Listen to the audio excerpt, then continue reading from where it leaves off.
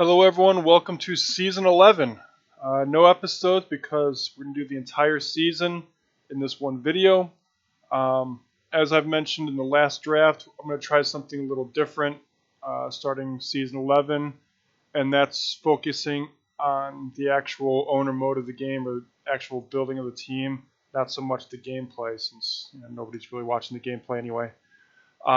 So I figured why not give it a try for at least these next few seasons. I'll go ahead and just do one entire season per episode.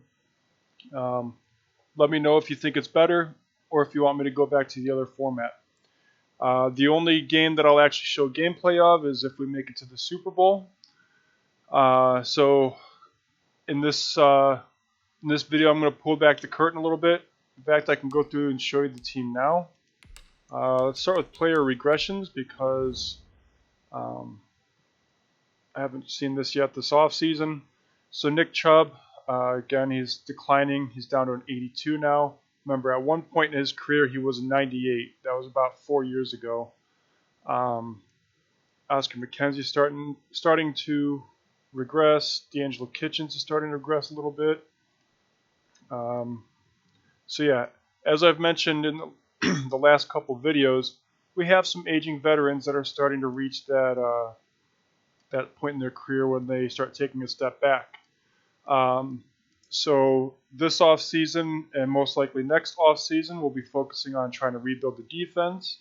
Now, if I get to a pick in the draft where there's just not a good defensive player available, and I can grab a good offensive player, then I'm not just going to turn down a good offensive player to take a lesser defensive player. But as you can see, we're getting old. I'll go through the roster real quick just so you can see how things are going there. So Tyler Schwartz is up to 94. Cody McDougal's a 77. Nick Chubb is still our best running back at an 83. If you remember, I've missed on the last two running backs that I've picked. So Nick Chubb's job is not in danger anytime soon. We need a fullback because I let the last one go. As of wide receivers, I'm going to release the practice squad guys that we signed because they're just not really that good. There's no point in having them on the team and letting them eat up salary cap. Even though maybe out of the 10 of them it's a combined $3 million, but that's still $3 million we need, right?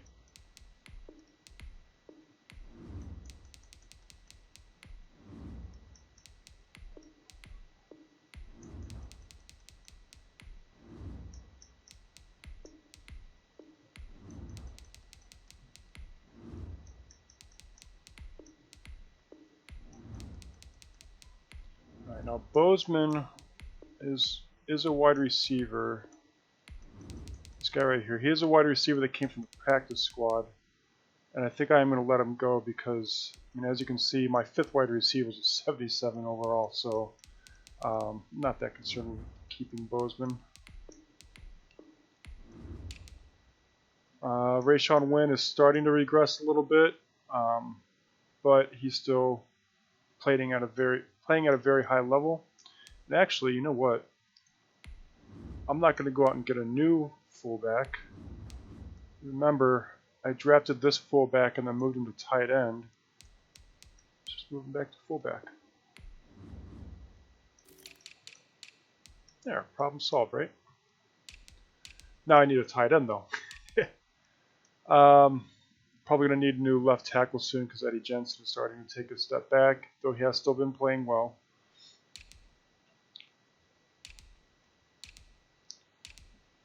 So after getting through the offense here, you can see that we still have a serviceable offense.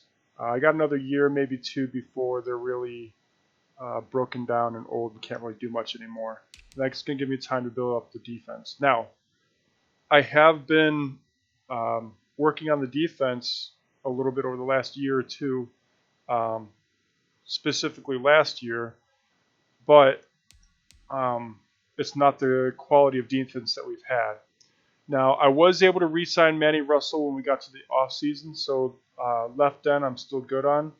I don't remember how much I signed him for. Let's look at his contract.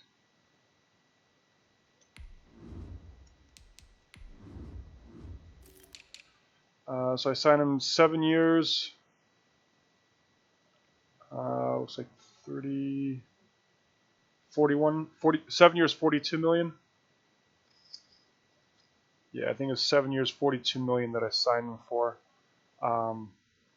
So he'll be a fairly cheap left end, and hopefully he progresses to be a good left end. You know, if we can get him to about that 85 range, then he'll be fine for us.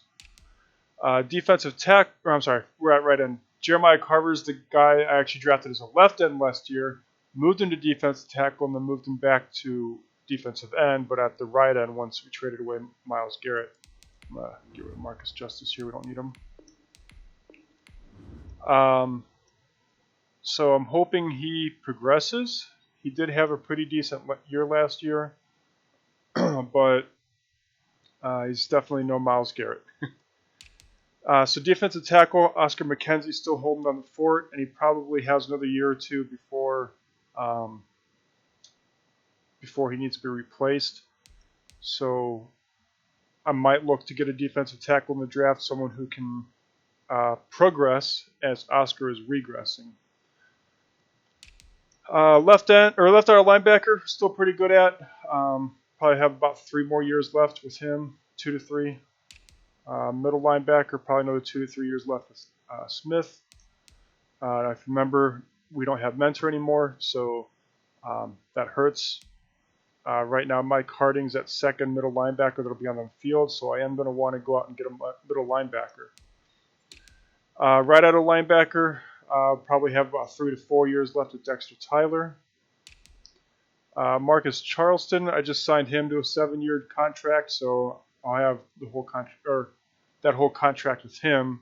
But after that contract, it looks like he'll be about 32, 33. So after that contract, I probably won't be keeping him around. And Tim Cameron has already, he used to be our starting cornerback, but he's regressed to the point where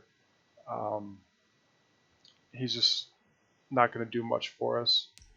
Daryl Oliver's the guy I drafted last year. In fact, it almost makes sense for me to start Daryl over Tim and let Tim be that slot or nickel cornerback, and then let Daryl progress. So for this next year, we have 3 good cornerbacks, but moving forward, we're only going to have 2 good ones and then some backups. Free safety, Patrick Barnett, we have about 2, maybe 3 years left with him. And then at strong safety, I really just need to go out and get a new strong safety. Jermichael Forbes isn't really doing what I need him to do, and Ashmore won't get there either, I don't think. Now, for the time being, until I find another strong safety, these 2 are okay. I mean, Ashmore's only been in the league for 1 year, and he's already almost as good as Forbes is. But we really need good zone coverage guys, but also good run support guys. So you see their zone coverage is okay, but Paul Ashmore's tackle is not that great. The play recognition is really bad as well. So I'm probably not going to get as much out of Ashmore as I would have hoped when I drafted him. Michael Bagley, in fact, I'm going to go ahead and let him go. I know I can get a better kicker out there and actually save some money in the process. And then we got our puncher that we drafted, Jeff Parks. So let me just go through and make one more sweep and make sure I don't have any more practice squad players in the team.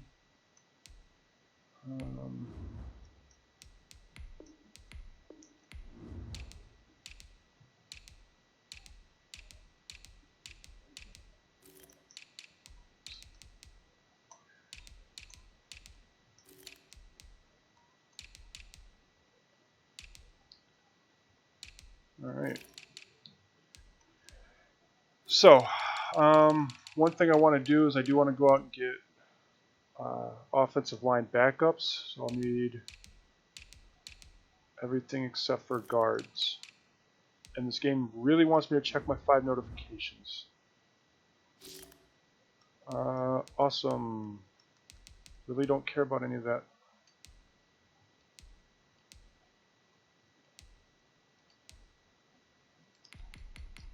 There. Stop bugging me about the notifications. Alright. Let's try to get those linemen real quick before I forget what I need. So I'm going to look for people that have some years left on them, but don't have anybody offering, like Gabe Florence here. And we're just going to offer league minimum, which is 7 years, 550 and 0. Don't need a left guard. For center. 230. That guy's 25, but he's a power. So do we want a 66 that fits the scheme, or do we want a 68 that doesn't? I'll go ahead and just go with the 66 that fits the scheme.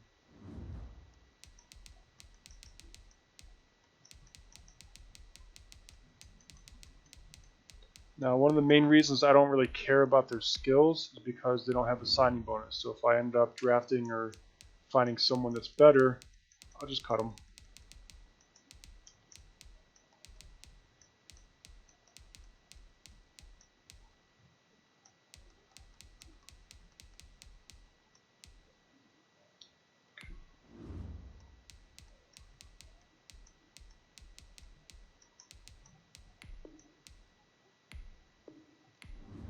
Oh, I didn't need a right guard, did I? There we go. Oh, that's okay, now I said I don't really care about ability, but that was a 62. I'm sure we can get better. There we go. We get a 69. Now these guys aren't guaranteed to sign, but you have to at least make the offer before writing them off. You know, some of them may sign, some may not. You know, that's okay. All right, let me just take a quick look through here. I'm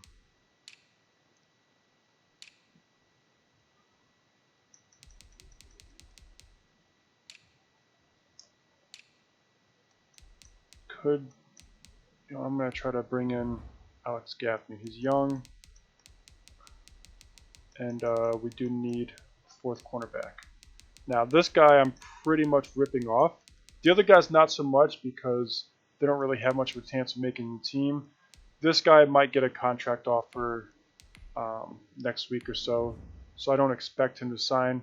If he does, though, awesome.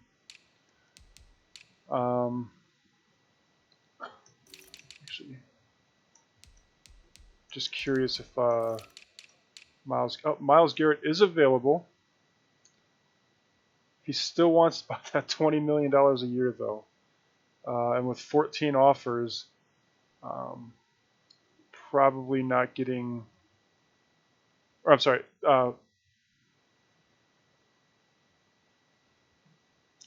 Yeah, he wants about almost 20 million a year. So I can't afford to do that. I mean, as you can see, I have 14.1 million in cap room right now. So as much as I would love to bring him back, I just can't afford it. Kicker. Now, funny thing, it actually said Justin Tucker retired, but now he's available again, so I don't know what the deal is there. Connor Whitfield might actually be worth bringing in. And I don't sign kickers for anything more than league minimum, other than if I draft them and I can't control the contract that they get. But yeah, if he signs, he signs. If not, then congratulations on getting a better contract.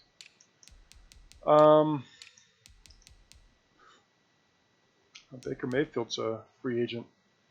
It's going to be interesting for the Browns because the Browns have been a playoff contender, and actually this past season went to the Super Bowl.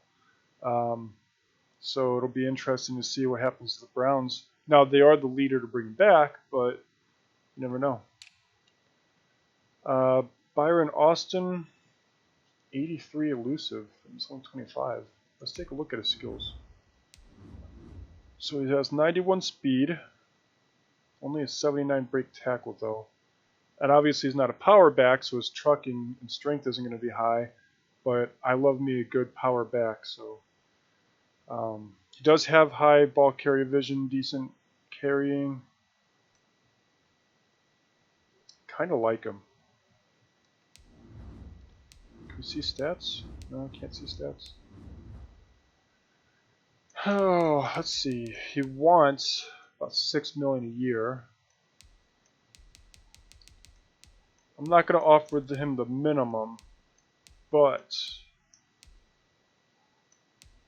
I will offer him 1.5 salary and 750 signing bonus. So I'm offering him a contract that's way more friendly for me than it is for him. I'm going to make it 7 years, but I'm at least offering a contract that he could consider.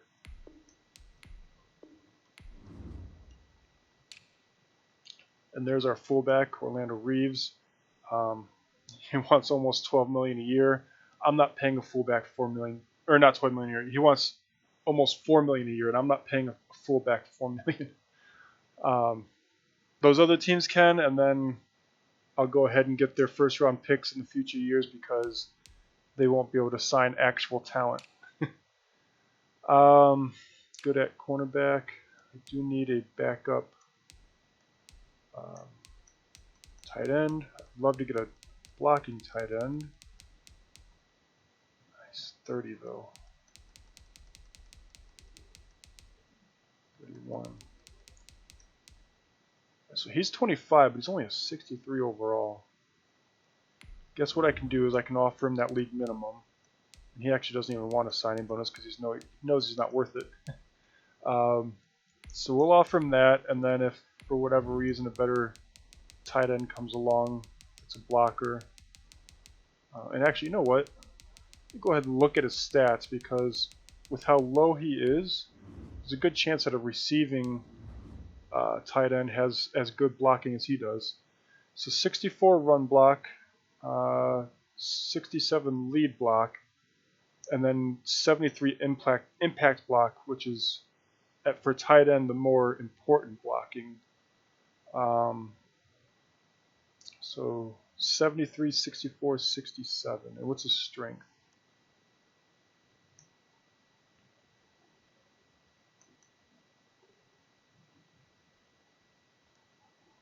I'm not seeing strength on this list. I could be blind, but to me it doesn't look like his strength is on this list. So, all right, 73 impact, 64 run, 67 lead. Let's see if some of these guys up here have better stats.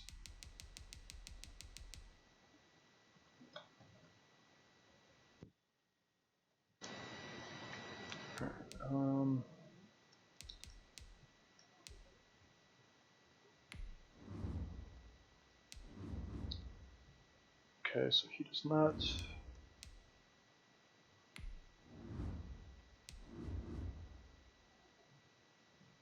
He does not.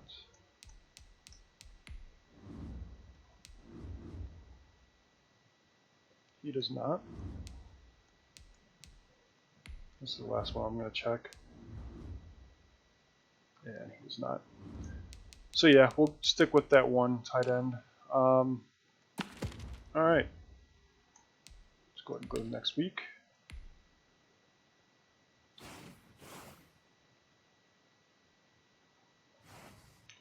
Okay, so we got the kicker. We did end up getting that halfback and the left tackle. There's still a few that I've offered to. Let's see if they got any offers though. Okay, so like I said, I had a feeling he would get a better offer, so he's off the list. These guys each only have one, so we'll wait and see if we can get them. Let's go ahead and do some scouting. Now, as I've said, I'm going to be very heavy in my defensive scouting, or my defensive focus. And as you can see, I have pretty much every defensive player scouted here. In fact, I think the linebackers are the only ones that I had left to scout. Yeah. So before we focus on left or right linebackers, do I already have all the halfbacks scouted? Almost. Ooh. Take a look at him too.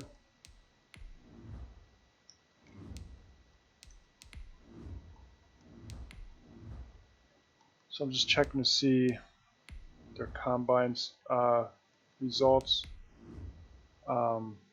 For me, the 40-yard dash, 3-cone, 20-yard shuttle, and bench press are the main ones. The only time I worry about the vert jump and broad jump is if I'm looking at receivers or cornerbacks, anybody that's going to be receiving or anybody that's defending the pass. Linebackers maybe, but more defensive backs. Bench reps for strength. I like strong players, but for a position like a receiving back or a receiver or even a cornerback, the strength isn't that important, though it is a bonus. My understanding is that 3-cone measures their agility and 20-yard shuttle measures acceleration. Could be wrong on that, but that's my understanding. And then obviously 40-yard dash is speed. I do think, however, though, that their speed plays into some of the 3-cone and 20-yard shuttle, and also agility plays into some of the 40-yard dash. Because I've drafted some players that had a 40-yard dash of like 4.29, and they were like a 94 speed. And then they'd be like a 97 speed. But then I draft someone who's a 4.35, in terms of actual time, that's really not that big of a gap. But you then look at their speed, and that guy was like a 90, a 94. And the only reason, like, he's got the speed, but the only reason he didn't have a faster time is because his acceleration was lower. So there's not a definitive indicator of what the stats actually going to be, but higher performance on those do help. So since this guy has good acceleration and agility and decent speed, I do want to take a look at him. He's only a 5th round talent though, so we have enough of those guys that aren't going to see the field. Good on fullback.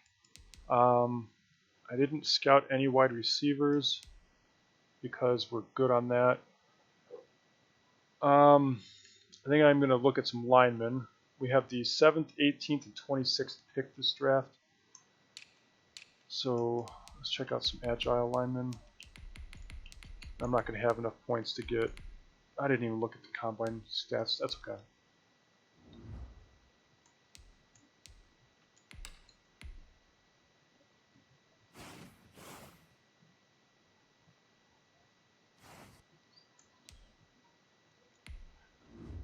Alright, I'll head back to the linemen. Maybe pay a little more attention to their stats before I just dump a bunch of points on them.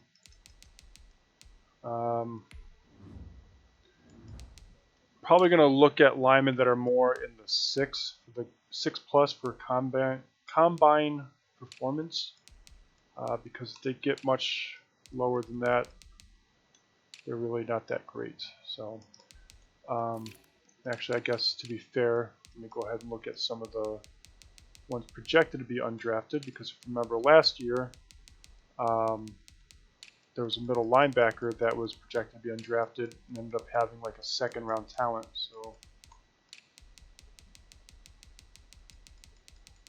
yeah, I'm not really seeing anything there. Okay, so we'll take a look at. Let's just, in the interest of time, anybody who's got a 6.6 or higher on their combine score, we'll scout. which is nobody. All right, let's take a look at some wide receivers. We have D'Angelo Kitchens dropping. We do have 3 other good wide receivers, so it's not a big deal to find someone. But who knows? Maybe I'll find someone that I want to plug into tight end. Even though I'm looking for. Oh, speaking of that, blocking.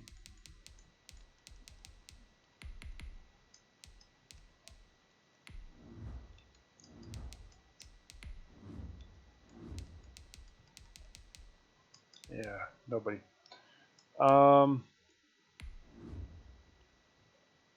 Maybe we can find someone who has decent strength and mold them into a. We'll have to finish scouting Bryce next week. Mold them into a blocking tight end.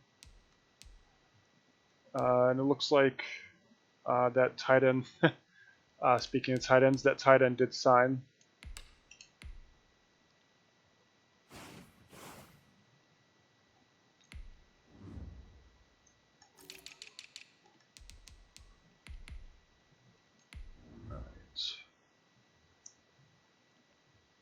I'm not sure that I'm going to spend a. Oh wait, he ended up being. Oh, we're still on tight end. Okay, good. So he's a 3rd round projection with 1st round talent.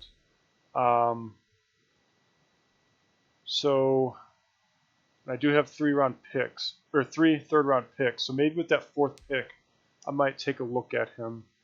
Or maybe that's 26th pick in the 2nd round. I might take a look at him. But to be fair, I'm really only bringing him in to be that 2nd tight end and develop him into a blocking tight end. That doesn't mean he can't become a good tight end down the road for us, but that's not it's not a priority for me. In fact, I actually really like bringing in big physical wide receivers and then switching them over to a tight end. And something I do every year is I try to find the person that has the best 40-yard dash time and just take a look at them because speed kills.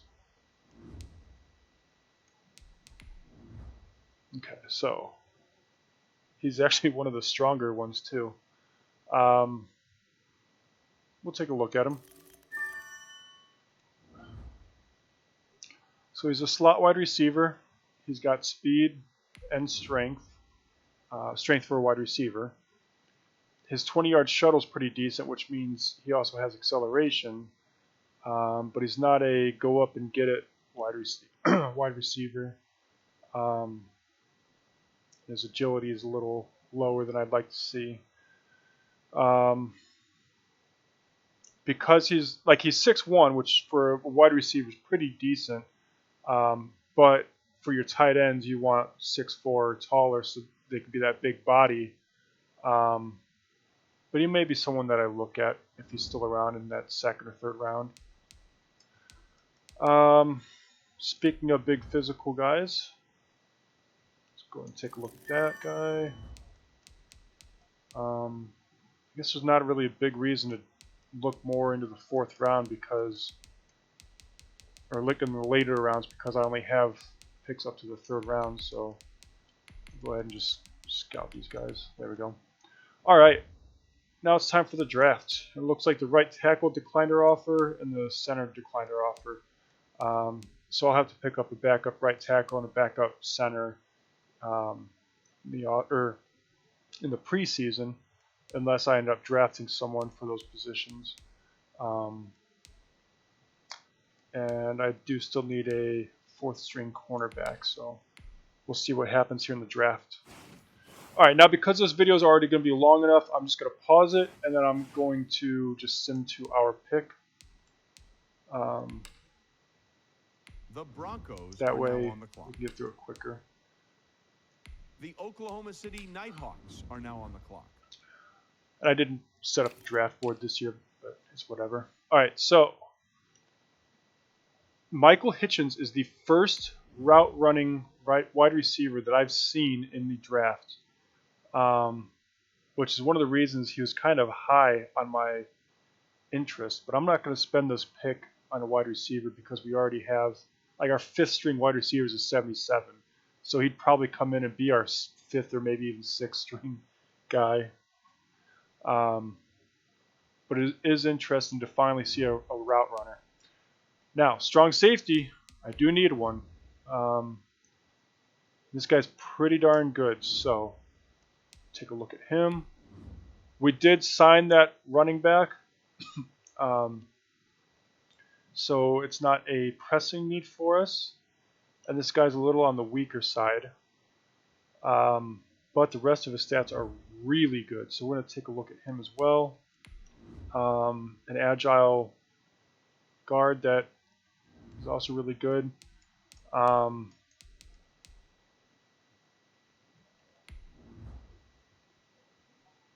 This is a power rusher that I could probably put on the defensive line at that like right outer linebacker spot. Man, I've got a lot of people that's making my decision really tough. So just for comparison's sake, this is an actual right end, but his height and weight is about the same, and he's actually weaker and slower. So that shows you just how good Kenny McKay would be. All right. Oh, I really don't want that. All right, let's just hope we don't get the draft board bug. Now our next pick isn't until the 18th pick, so let's see if any of these guys are projected for the middle of the draft, if they're all early. He's a late guy, so we can slide him down. Yeah, they're all early.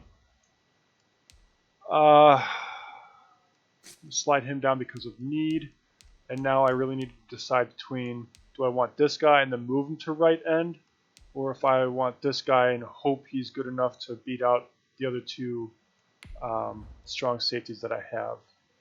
Now he is quick, agile, and fast. Not the strongest strong safety. I might have to pick him up. But we have a guy that can play right end for us. Man, I really want this guy too. We don't really have that pass rushing threat other than Oscar McKenzie. And if you remember, we've always, since season 1, have had that pass rushing threat. But we've always had Derwin James up until a couple seasons ago as well. All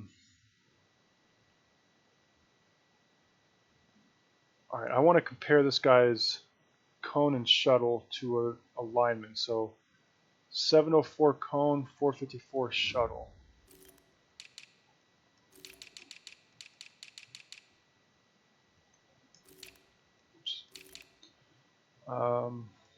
We'll go with this guy.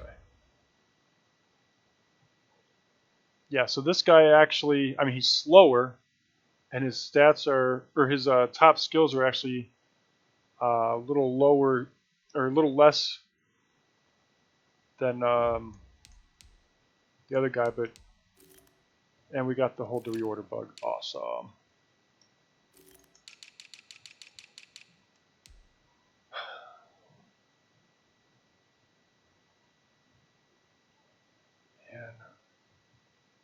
All right, what's on the board, or what is available for strong safety?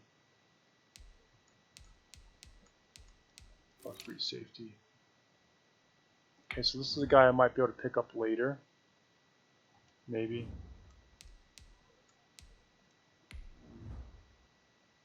Okay. I have a feeling that DeAndre McKinley is a better player. But because I can get somebody else that might be almost as good, whereas Kenny McKay seems like he's a better talent overall, I'm going to go with Kenny McKay.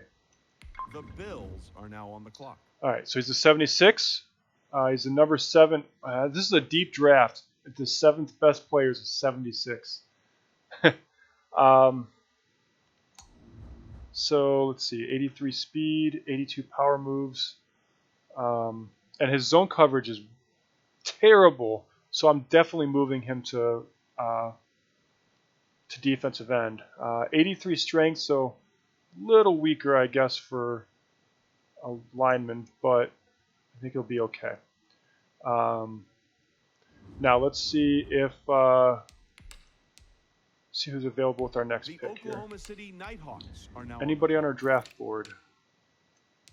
Okay, so the left guard and the free safety are both still available. I'm going to take the free safety since I passed on the strong safety before. The Patriots are now on the clock. Okay, this is the second overall best guy in the draft, so we're hitting on our picks so far. I need to improve his zone coverage bad because I need in the 3-4 that we're running, I need my safeties to be able to cover the pass. He has good man coverage, which is good, but yeah, definitely going to have to work on his zone coverage. All right, let's see if that guard is available. The Oklahoma City Nighthawks Here. are now on the clock. He's not. Okay. All right, so what is available? We have Alexander Hobbs. I don't need a wide receiver. James Beckett, who I really don't need halfback now because of that guy that we signed. And like I said, I do want to focus on not draft board, scouted. I do want to focus on my defense, but Stanley's I could draft this guy and let him develop behind McKenzie, because McKenzie we've only got a few years left with, but we do still have a few years left with McKenzie, which means this guy's mostly going to be wasted in a 3-4. I'll throw him on my list, and then maybe if he's available next time I pick, I'll pick him up.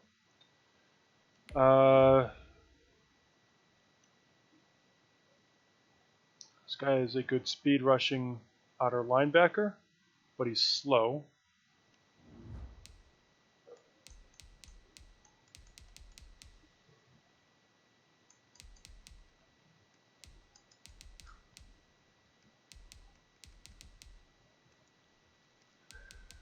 So we're not going to get, well, I guess I could take Stanley and just take best available. I'm not going to take Alexander Hobbs because that'd be a wasted pick. James Beckett would be a good pick, but I already have the halfback that's probably going to take over for Chubb for at least a couple years. Well, actually, I signed him for 7 years at the league minimum, so yeah. So I guess I'll take Stanley, just go with best available. The Seahawks are now on the clock. Okay, so he's a 72 overall. He has a hidden development trait, which, based off the pose he gave, I'm going to say that means he's a superstar. Going off of past Madden games, if they just have one arm flexing, that means they're star. 2 arms flexing would mean superstar. So this could end up being a really good pick. But he's going to have to sit and develop. All right. Next pick. The Oklahoma City Nighthawks are now on the clock. Okay, we have could pick up a right end that is projected to be a second-round pick. Slot cornerback that is not good at any of the pass coverages. Oh, okay, here we go. We got some got a left tackle. And you know what? I'm going to take the left tackle because we do need a right tackle, a backup right tackle at least. But I could take my left tackle that's backup left tackle, switch him to right, let this guy develop to be our future left tackle because our current left tackle is aging. So let's go ahead and do that. The Seahawks are now on the clock. Okay, only a normal development trait, and he's a 71. So I'm probably, maybe he gets to the upper 70s. In his career. The Oklahoma City Nighthawks are now on the clock. All right, now we're starting to look at. First of all, is that tight end still available? He is not. That blocking one. So yeah, now we're looking at guys that just best available. So right, it's these two wide receivers, unless I can find. Here's a defensive tackle with first round talent. Anybody else that has a first round talent? It's a left tackle. Let me mark those first round talent guys.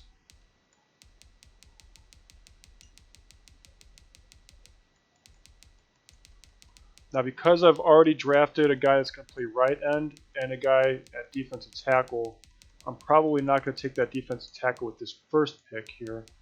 I'm going to take that lineman, though, because we do need linemen for the future. So I could have gone to draft board, I know. I'm sorry that I'm annoying you this way, but that hold to reorder bug is just too much for me. Alright, so let's go ahead and take this guy. 71 with... ooh, that's a big flex. So, yeah. Let's see if he does. He does. Okay, so that other guy might just be a star, and this might be a superstar. Because the other guy just went straight up into the flex. This guy, like, revs it up and then goes up. So, I'm interested to see. The Oklahoma Alright, City this is Nighthawks probably where I'll are take now that on the defensive clock. tackle now. Again, just going best available. If he's still available. And he is not.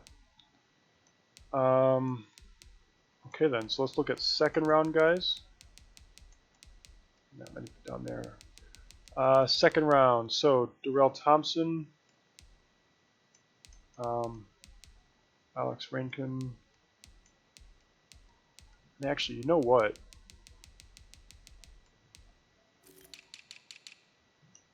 I need a middle linebacker,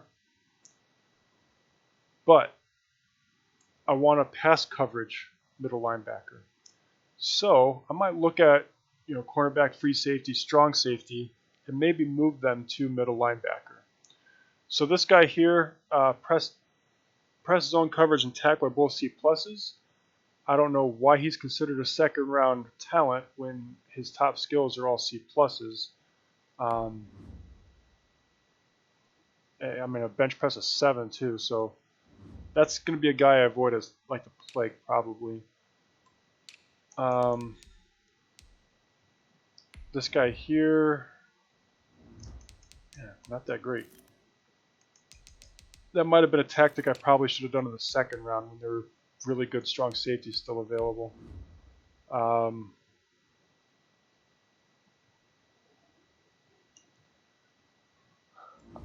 Let's take a look at a middle linebacker and just see. So 23 reps, 19, 21, 28. That's one of the higher ones. So yeah, that guy, this guy here at 16 or 14 reps is going to be pretty weak.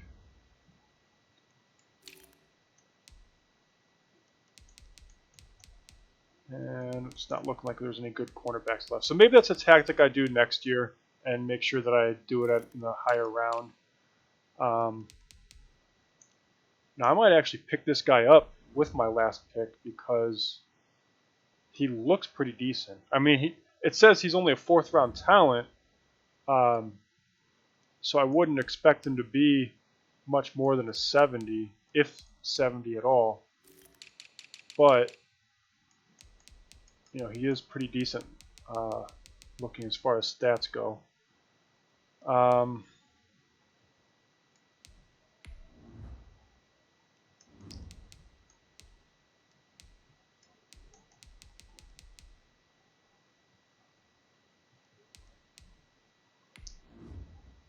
Ooh.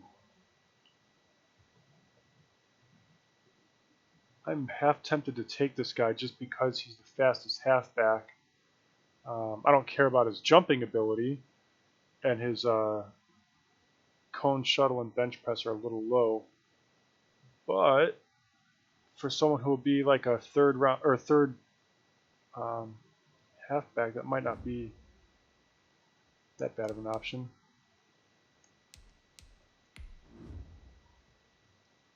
This guy here would probably be better as a linebacker. Actually, you know what? I'm just gonna take him. The Oklahoma City Nighthawks. 270 overall. How's his zone coverage? Probably won't show zone coverage while he's a defensive end. So yeah, I think I might move this guy to linebacker and see if he's any good.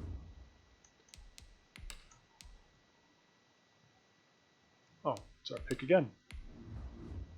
And this is our last pick. So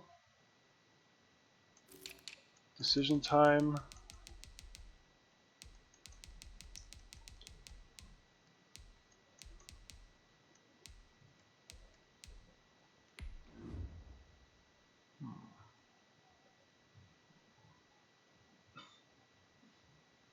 And Nick Chubb's not gone yet.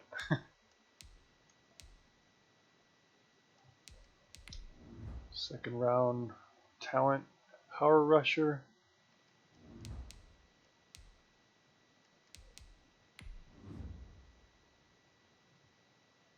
This is another guy that I could move to linebacker.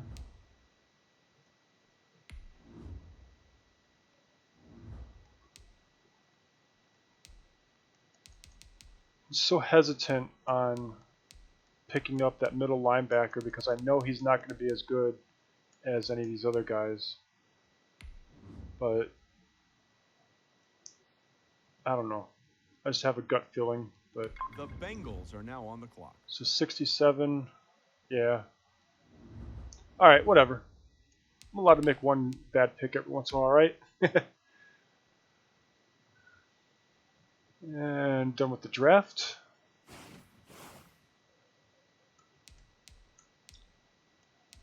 Okay, so let's take a look again and see what we got here.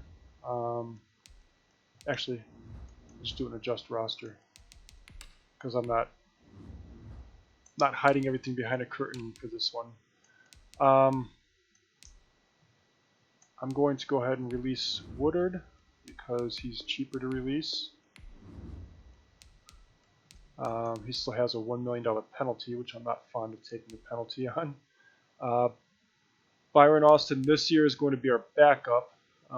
Nick Chubb have one more year as a starter, but I'm sure Nick Chubb's probably going to retire at the end of the season, and if he doesn't, he's not going to be good enough to start next year over Byron Austin. Good at fullback, good at wide receiver, tight end, fine. Which one of these was the future stars? This guy. Okay. So I'm going to leave this guy as a left tackle, let him develop. We're going to move this guy to right tackle. We'll let him back up and develop at right tackle.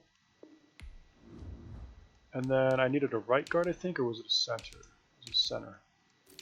So I know you're not actually a center, but you can go ahead and be a center for the rest of your career.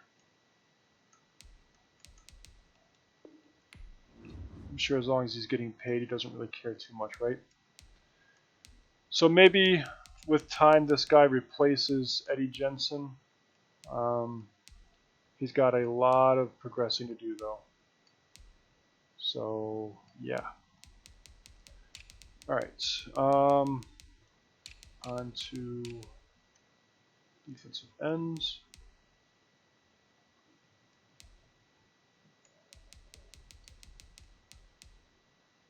Oh yeah, I was going to move Dominic to linebacker. I already have quite a few linebackers.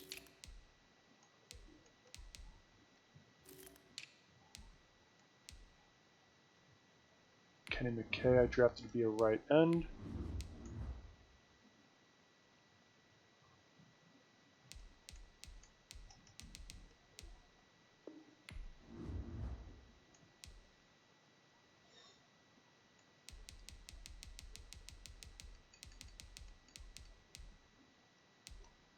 Let's see, what makes a good middle linebacker? Because I know more often than not, if you move an outer linebacker to middle linebacker, they're really bad. So is the coverage ability? Or is it the play recognition?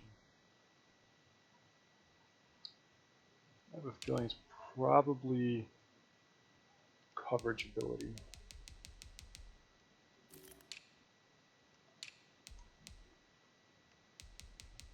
And this guy is not a good pass coverage guy, is he? He's a 67. So I have to find a spot for Dominic Beard. Let's go ahead and move him to linebacker first.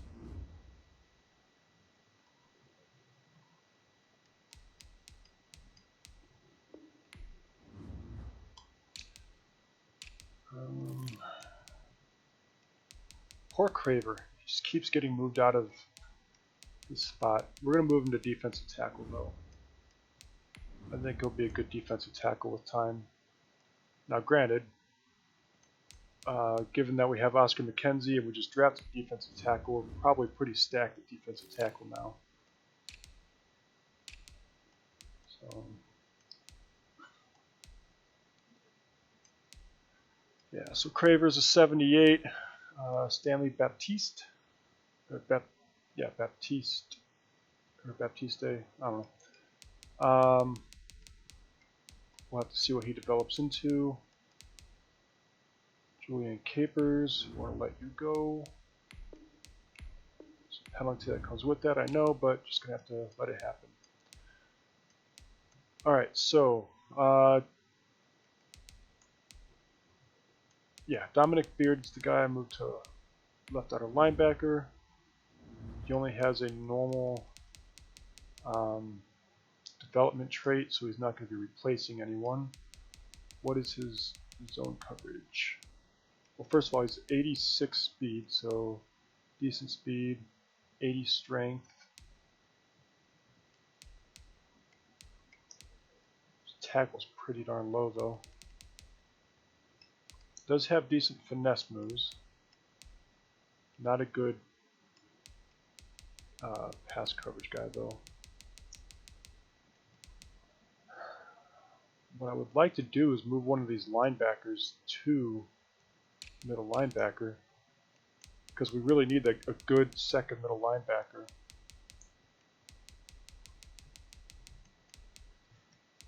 Let's see, 68, 74, 61,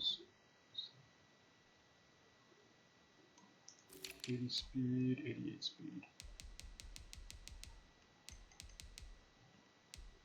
Let's move Dexter Tyler to middle linebacker. I know he's not going to be as good at middle linebacker as he is outer linebacker, but that's where we need him. Actually, I guess he is going to be as good there. Okay.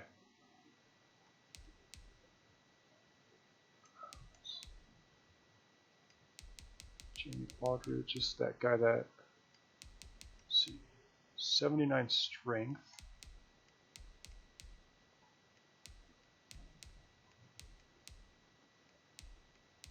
Can't cover very well though, and he can't do much pass rush. So he's more of a run-stopping guy. Dang. I'll move him to outer linebacker, I guess, but I don't think he's going to see much of the field for us. At least he's a better outer linebacker. Alright, speaking of outer linebacker though,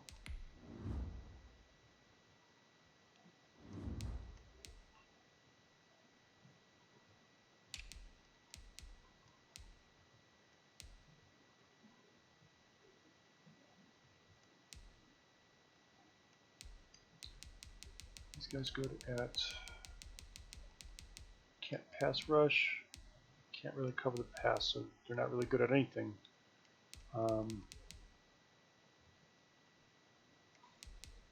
Tackle, but that's about it.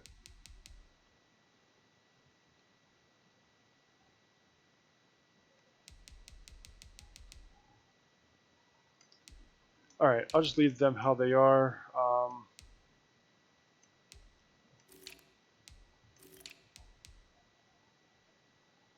What should I do with Brandon Harden?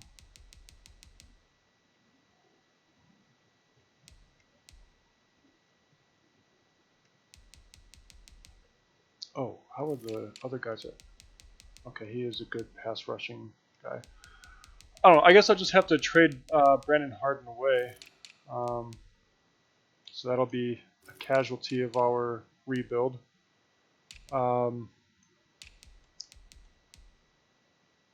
Then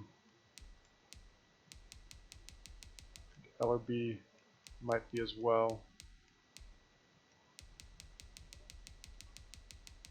So I have a defensive tackle and a left outer linebacker that I can trade away. We'll have to find a right outer linebacker eventually, but I think we'll be okay with what we have now. I think these guys, none of them are strong enough to play middle linebacker.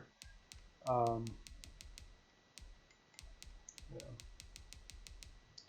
Now, the other question is, could Tim Cameron play strong safety or even free safety? Because I could move Patrick Barnett.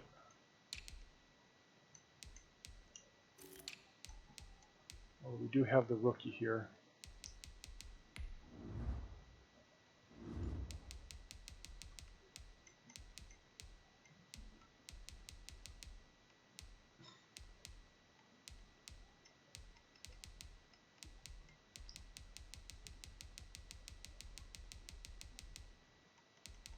See, Barnett's getting old, but he can still play pretty well. But I think I'm going to move Charles over to strong safety, let him develop there.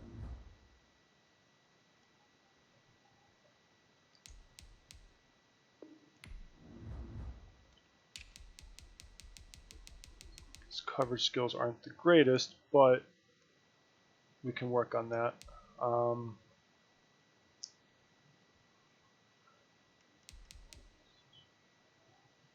I want to move Trevor Charles. Oh, no, sorry. Trevor Charles is the guy who just moved here. So, Jermichael Forbes. What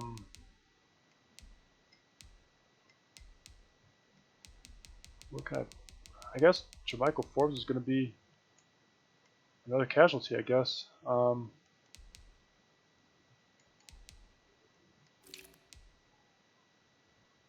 Yeah.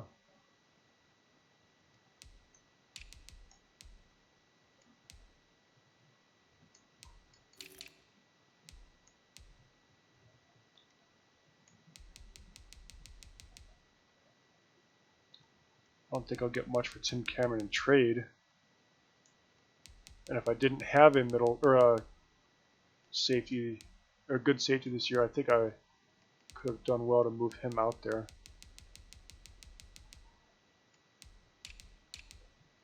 So yeah, all right. I have an extra strong safety. I'm gonna take a look at trading Tim Cameron, and then I have that extra defensive tackle and left outer linebacker. I think all my other, I do need a cornerback or maybe two. So let's see what we can do in trades.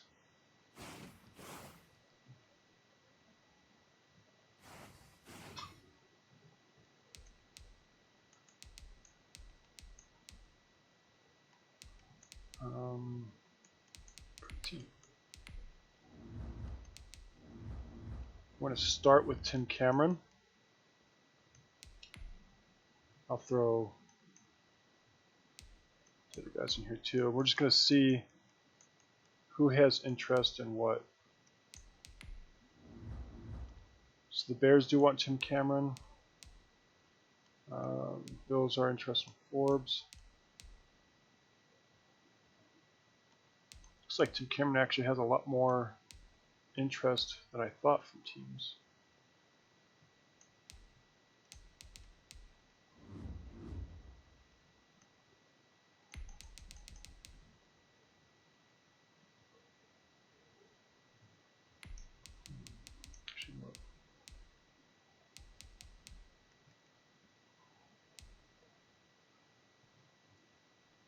Let's see if we can fleece the football team.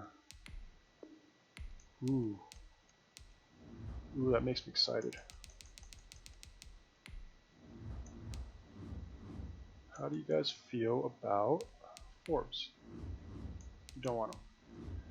How about Harden? You don't want him either. Could move Harden to middle linebacker. They won't be as good then. Ooh, they want a defensive tackle though. Do have an extra one. They don't want him. Is it close at least? Nope. Huh.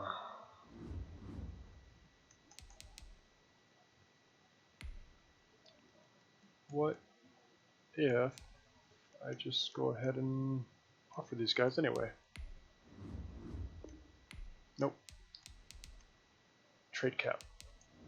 Okay. Anybody else have a high projected pick? The Rams, and they do need a cornerback.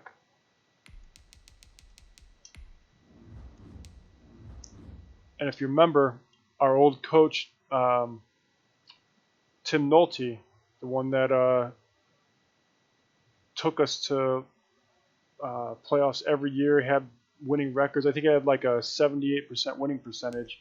He went to the Rams, and he's been losing his butt off there. But maybe he does like Tim Cameron, right? They don't have anything else that I'm willing to offer, so let's see if they even have an interest in these guys. None whatsoever. Dang.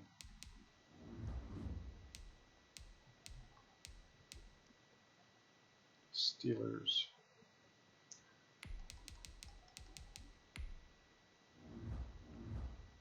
How close is this? Okay, and they want a defensive tackle, so...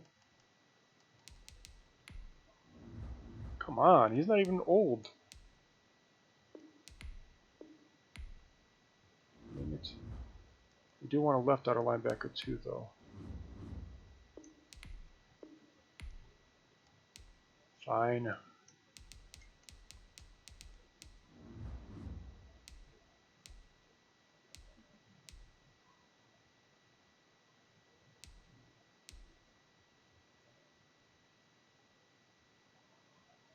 Alright, let's do this. Let's throw Harden and LRB back in here, and let's see if any team has green for two of them. Okay, the Eagles do. Eagles, Lions, Ravens.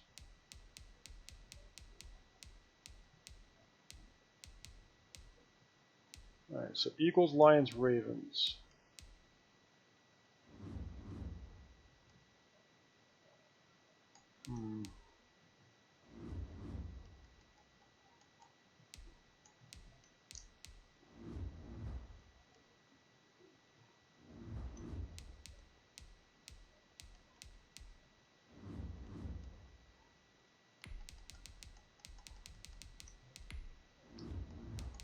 Okay, and throw in Harden. How close does that get us? Close. Let's see if LRB can be the cherry. Yeah. Alright, so we have another first round pick for this year, and then I got a second one, or got another pick for next year.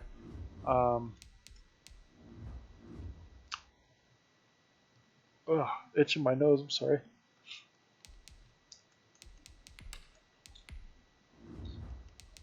Alright, now we got to get rid of Forbes.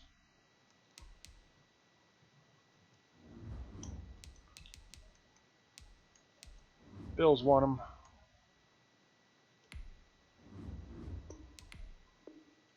How about next year's?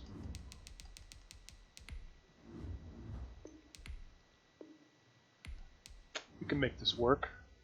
Let's make a deal.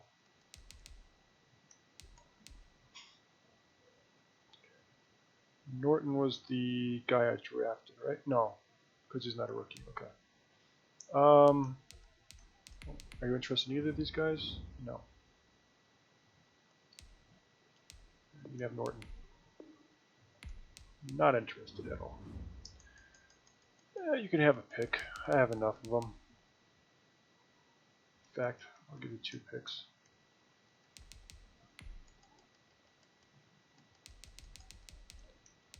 One of 5. There. Oh, come on.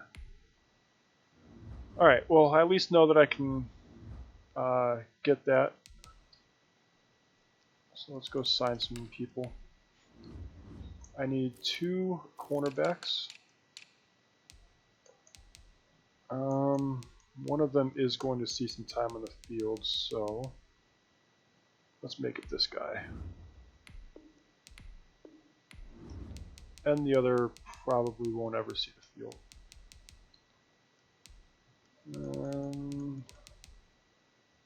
62. Alright, it's going to be the 62 overall. Oh, it's a 63. How did I miss that? Alright. What else did we have? A spot that we needed to fill. I think we're full everywhere else, right?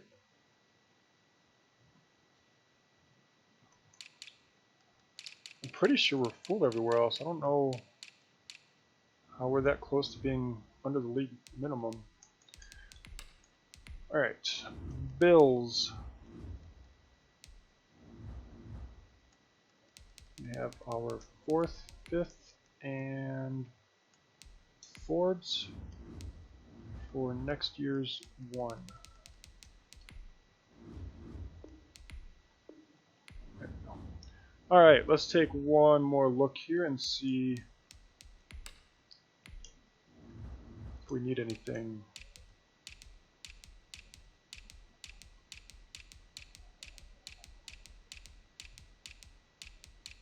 Nope, we have a full team.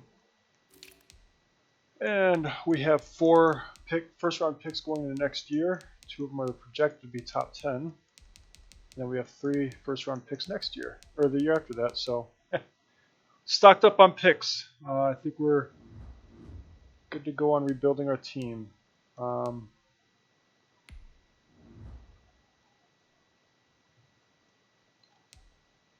So looking at the defense that we're rebuilding, now this used to be 80s and 90s everywhere. So now it looks like we're down to mostly 80s. We do have 2 90s, but mostly 80s and some 77s. So we've definitely taken a step back. However, Darrell's a young guy, McKay's a rookie, Russell's a young guy, Charles is a rookie. Everett, we do have to replace Everett, so we need to write out our linebacker. Dang, actually, almost all of our starting linebackers are X factors. So yeah, we need a write out a linebacker. So that'll be one thing to take a look for. As for offense, I do have 2 rookie tackles. One of them looks like he'll be pretty decent. I think Mayweather's young, isn't he? Yeah, Mayweather's young. He's at 23. Or he's 23 years old. Butler's getting old. McKinney's getting old. Brackett's getting pretty old. So yeah. I mean, all of our guys are getting old except for our left guard, but we do have a rookie left tackle and a rookie right tackle. So maybe look at bringing in a center and right guard, or drafting one in the future. Good at quarterback. Austin's going to be decent for us as a running back for a while. Kitchens we'll probably still get another couple years out of. McCollum's good for a while, and then we have some depth at wide receiver. So yeah, I think we are definitely still playoff contenders for the next couple years. Especially if I rebuild right, we'll never even skip a beat. So let's go ahead and get through the season real quick. I am gonna sim every week just so that I can upgrade people as needed. You know, and then we can also see the results. The results aren't a big deal, but I don't want to miss out on upgrading players the way that I want them.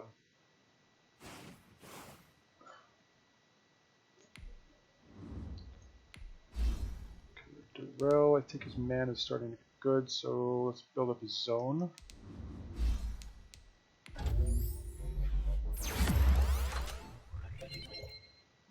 Didn't even get a zone from that one. Tyler Schwartz. I'm gonna go. He needs play action the most. And I think Strong Arm has a chance of giving play action. So let's go ahead and do Strong Arm.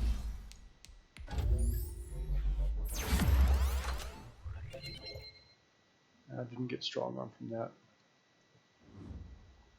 Or didn't get a play action from that one.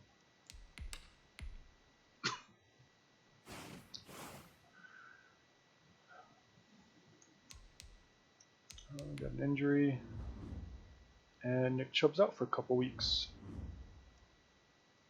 So looks like that guy we signed is going to get a crack at week 1 anyway.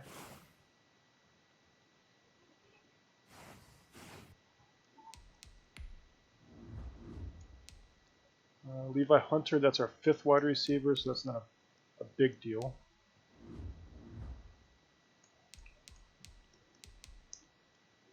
Alright, now before I do that, it's been a few years since we've moved into our stadium. It's probably, yeah, it's getting a little low. I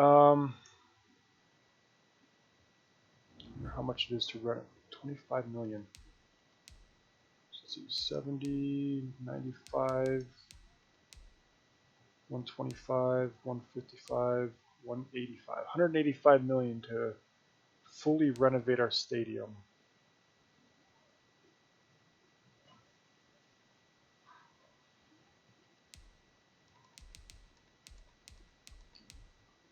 Oh, I'm going to go with the cheap one this year.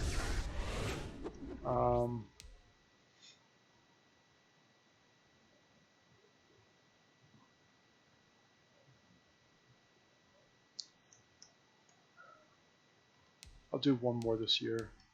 Let's go ahead and make it the expensive one.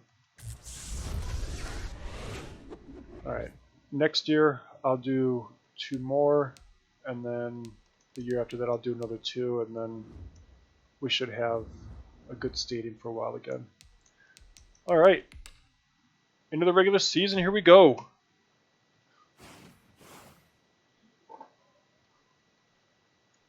Okay, 35-7 win. It's a good way to start the season. This is our rookie. What does he need the most? Everything. We'll just build up his agile.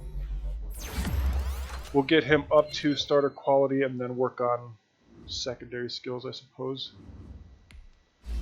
Al Elam, receiving back. He's finally a 70, so our 3rd running back isn't bad now.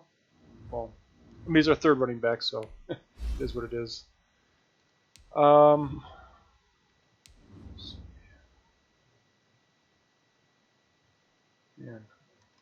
Alright, so we'll build up this guy as a run stopper because that's what we need him to be the most. And at some point I'll have to build up power rush or something.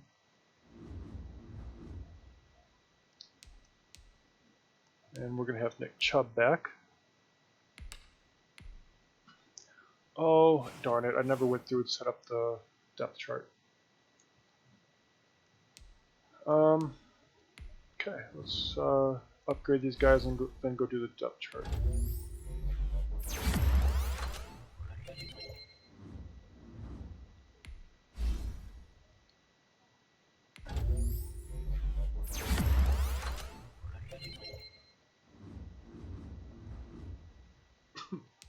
I'm sorry, a little bit of a cough. My daughter was kind enough to get me sick, so I try to hide it the best I can, but I might accidentally cough from time to time. I apologize in advance. Okay, so it actually has Austin as the starting running back, but because this is probably Nick Chubb's last year, I want him to have that one last crack at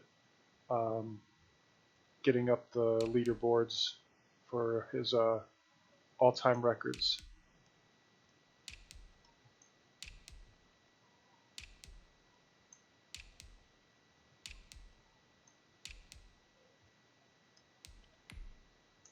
There's no reason for Eddie Jensen to be the backup. Let's go ahead and make it Michael Hayden. We'll make Hayden the third string since this guy's a rookie as well.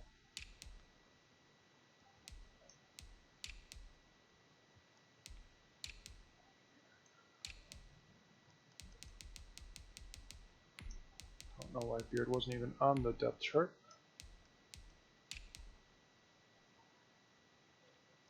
Or Smith.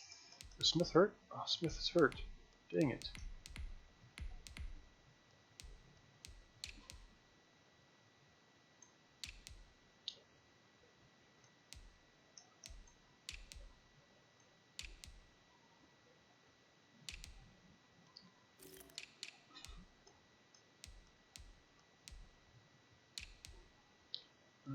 I know it's a fourth string receiver, but I really don't want Oliver returning kicks.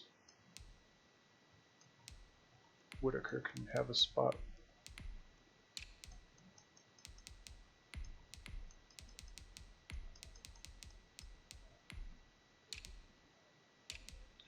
I'm going to get my starters out of the long snapper role.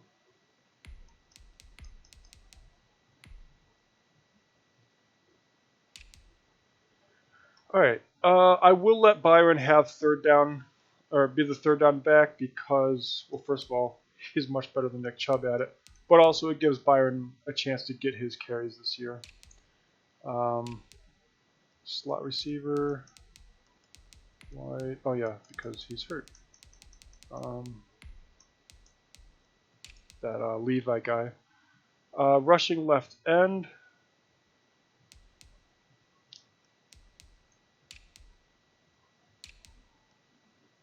I'll leave the rushing how it is. I thought about maybe putting in those backup guys that we have, like Craver and I don't remember our rookie guy, just so they can get some downs, but I don't want to mess that up too much. Alright, let's see what's available. Okay, so far guys that we can use.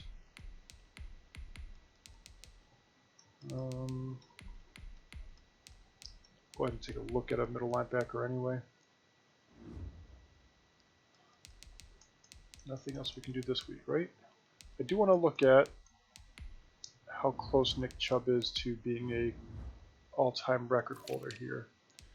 So for rushing yards, Nick Chubb is not even on the list. But for rushing touchdowns, Nick Chubb, he's not going to move up any more than where he's at right now. Alright, to be on the list you need 14,101. Where's Nick Chubb at right now? 13. So Nick Chubb can get on the list this year for rushing yards for a career.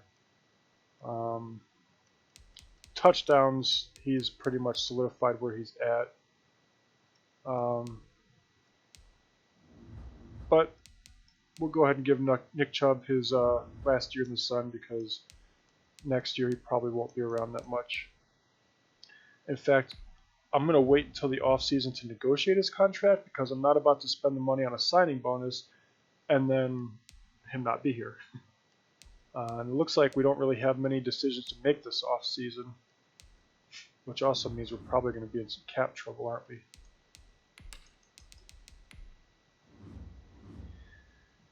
I have $20 million cap room this year.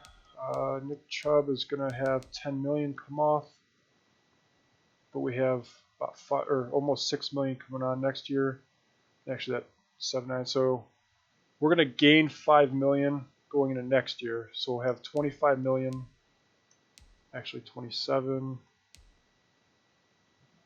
We'll have about $28 million in cap space going into next year, minus whatever I spend if I sign any of these guys here. Although, probably a good chance I'm not re-signing either of these guys. And Nick Chubb, I have a feeling he's going to retire. I don't know if I'd re-sign him if he doesn't. So, I think salary cap-wise, we're good for a little while. Alright, game against the Browns.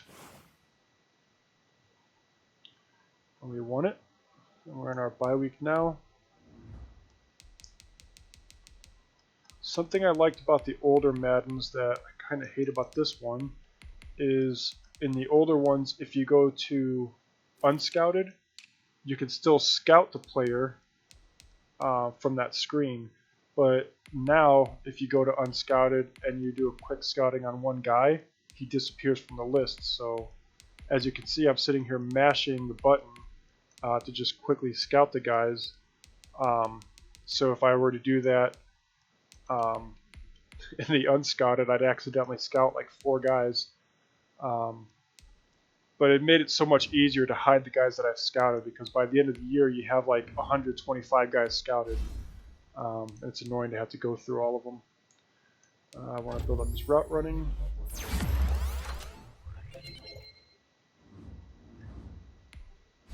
You are a blocker.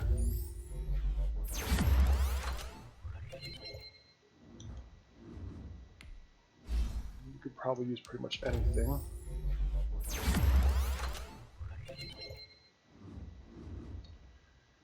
Alright, I'll actually look at your stats. Let's do some zone for you.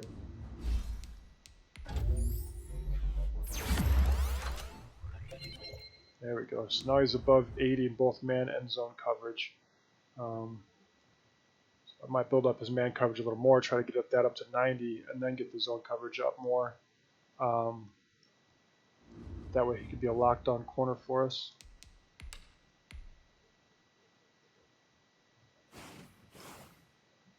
Alright, bye week gives us a chance to get healthy. I'm currently 2-1.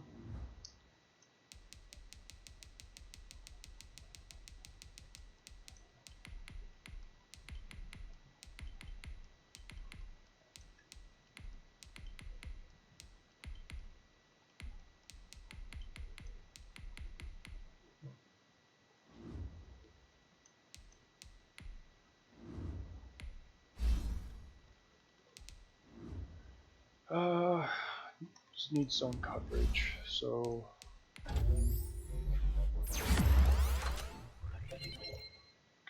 it's going to help him a little bit.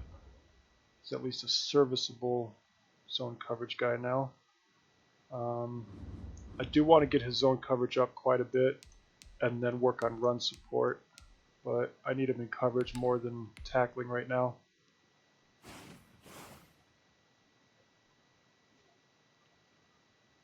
Alright, we're 2-2. Not a great start to the season.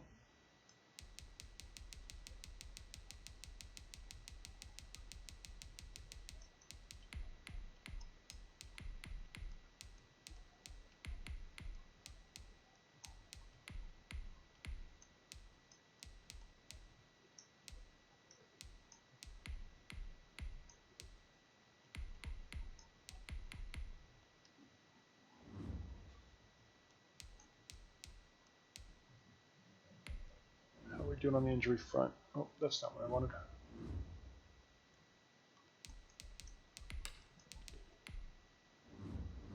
Okay, good. We're at full strength now, so let's actually see how we're doing. And when we get to week 8, I'll go and look through the stats.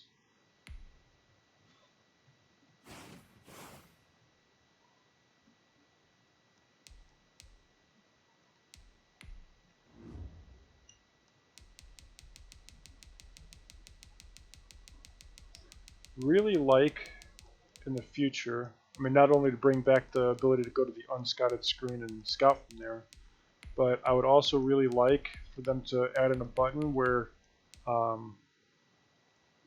you can go like skip 2 projected rounds. So, like, say I do all the scouting, and by the end of the year I'm scouting guys in the 4th or 5th round.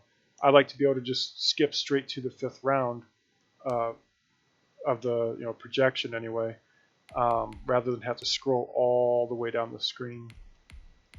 So EA, if you're listening, which I'm sure you're not, but if you're listening, there's an idea for you.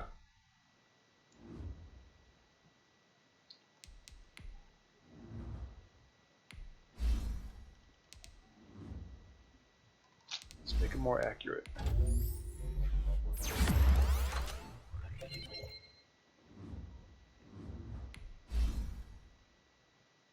Yeah, the rookie's starting to improve. In fact, all of our rookies have gotten 1 point at least, I think. Or at least the ones that are playing.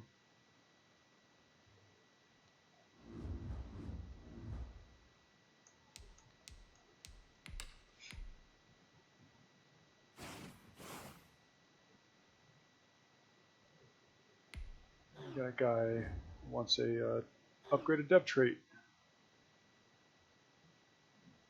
Is this Benji Brennan or... Yeah. 3 touchdowns or 150 yards. Good luck with that, buddy. Oops. See, like right now, I should be able to go down to like the 3rd round or something, rather than having to scroll all the way down.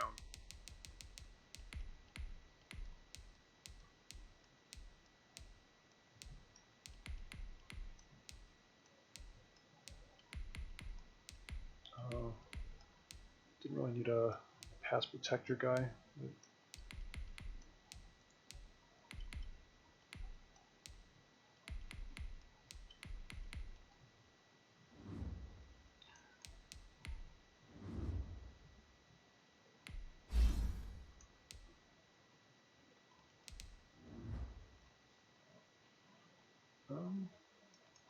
Yeah, let's build up his zone coverage.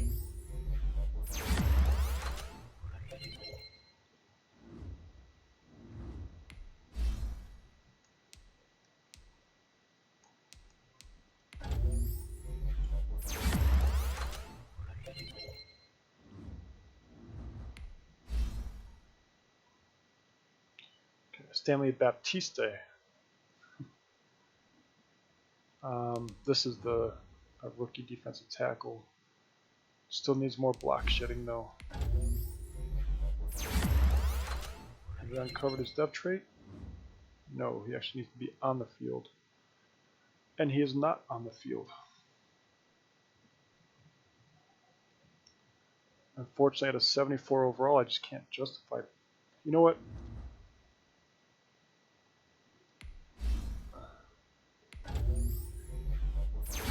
It's going to be a bad idea, I know, but I'm going to put that defensive tackle into one of those rusher spots. Now, he's not a rushing guy, but why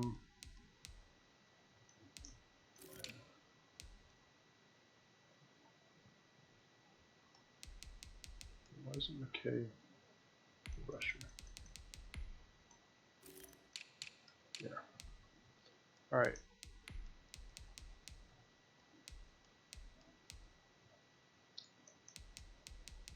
Oh, I can't do it. Well, that's lame. Guess I'd have to do it here.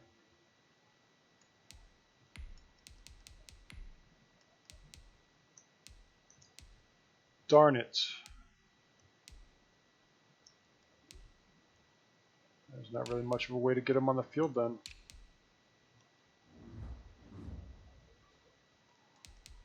Alright, let's go through the stats real quick. See how we're doing this year. Now, I'd seen that he's 25th in passing this year, which is kind of bad. But he's having about an average year, except for his passing yards. So Passing yards are down, but his touchdowns, interception, completion percentage, and QB rating is about the same as it normally is. Rushing, Byron Austin and Nick Chubb about even on both carries and yards, although Nick Chubb has more touchdowns. Receiving, D'Angelo Kitchens is still leading the team, even though he is regressing. Benji Brennan is actually the third leading wide receiver. McCollum's down here. McCollum needs to step it up, unless he's been hurt, but I don't think he has been. Blocking, Eddie Jensen with 7 sacks halfway through the season. My friend, I have... Actually, hold on, let me finish going through stats, sorry. Alright, Daryl Oliver's leading the team in tackles, which probably isn't a good sign. No interceptions. Trevor Charles.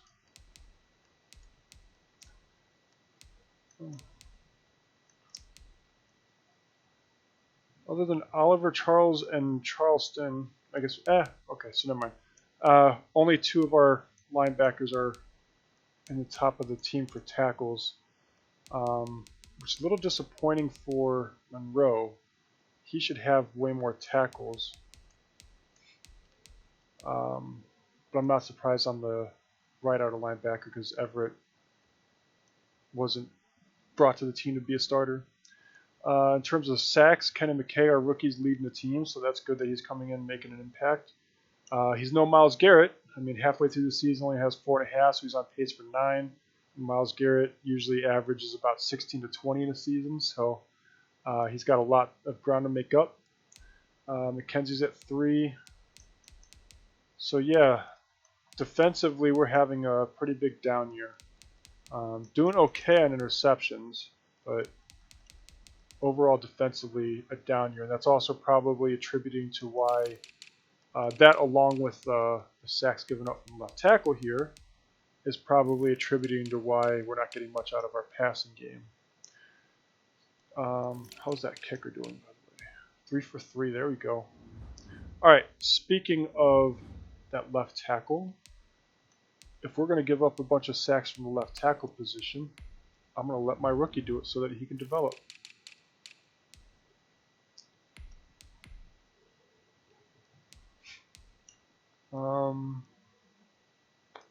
Wonder if I can trade Jensen and I think it's Austin Everett.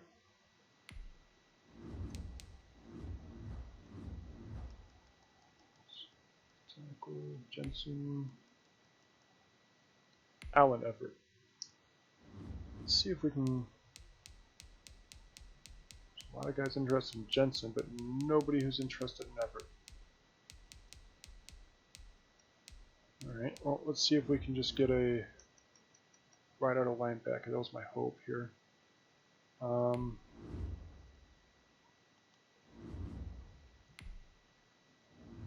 close does this put us? Not close at all. Alright, we're probably not going to get much for Eddie Jensen. I don't really feel like suffering that cap penalty. Although next year I probably could have afforded it.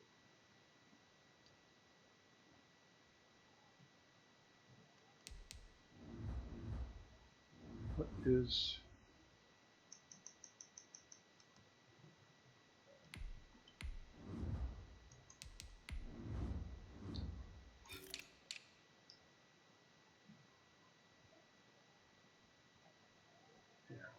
$21 million.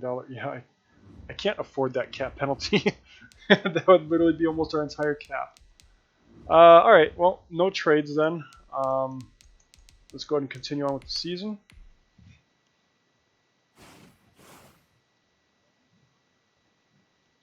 Yeah, I get it. You didn't get the 150 yards. If I was playing, he would have, but I'm not playing the games. Oops.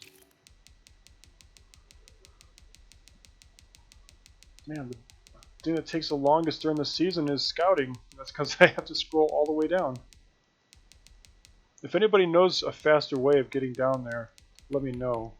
The only other workaround I can think of is just sorting by position and scouting specifically by position, but I want to make sure I have a healthy balance of people drafted in each round, so I can't really do that.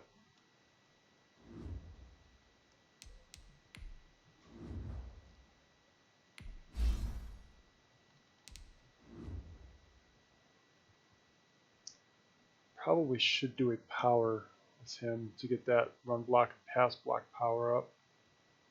But I want to do one more agile just to get him to 80 overall first.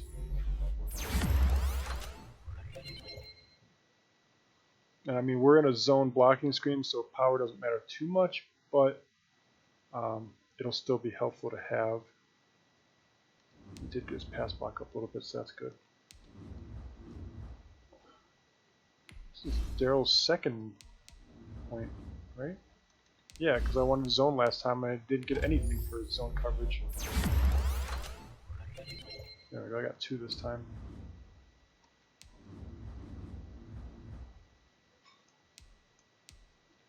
And we are still 2 and 5, so not looking too good for us, huh?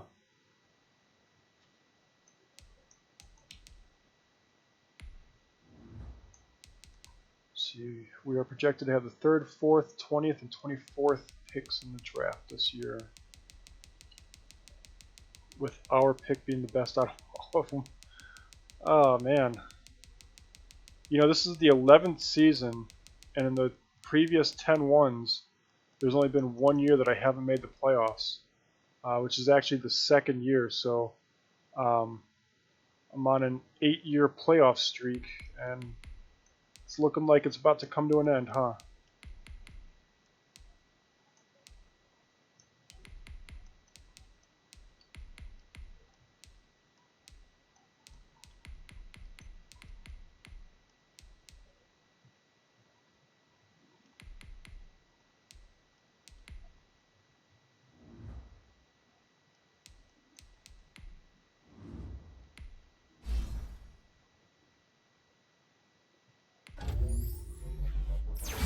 That guy was back up.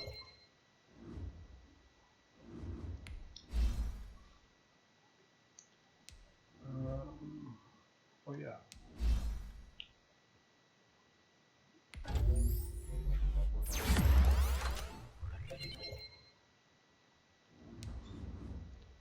Okay, so he's progressing pretty nicely. He's getting that run and pass block up, which is good. I'd like to see that around 80.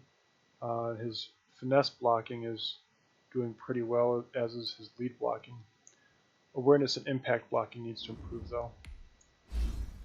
Dylan Edwards.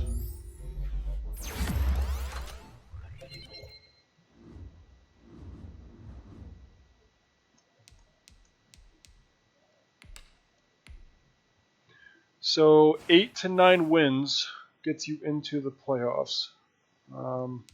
We're at 4 and 5 right now, so we need about 4 or 5 more wins to get there.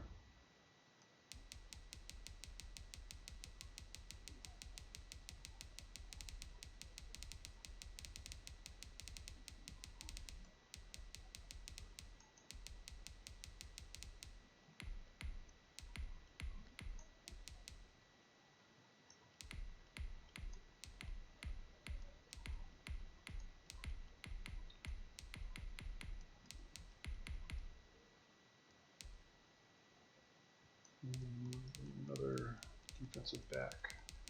There we go.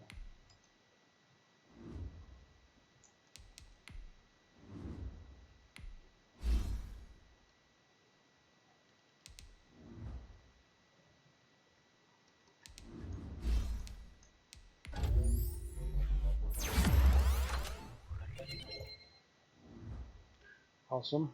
I mean, I guess getting 2 awareness is pretty good, but I would like to see more come out of it.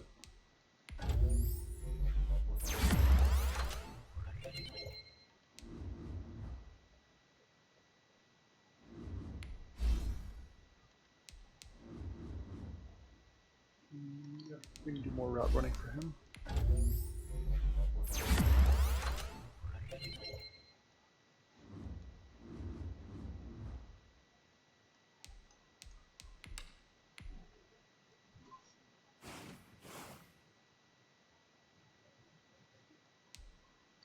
Okay, so we've put together a pretty good winning streak so far, back to 500.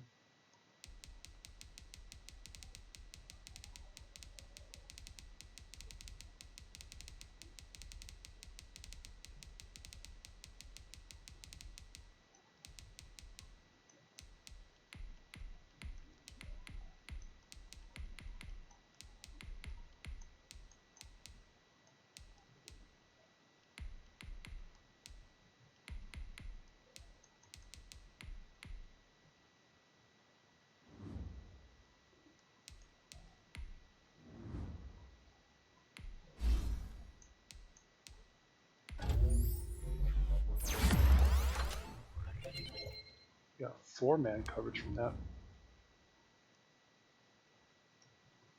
Of course, it's still a 68, but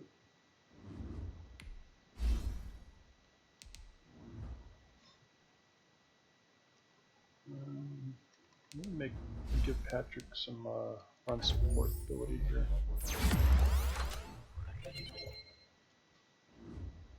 And of course, that bumped him out of being a fit for the scheme technically, but it's whatever.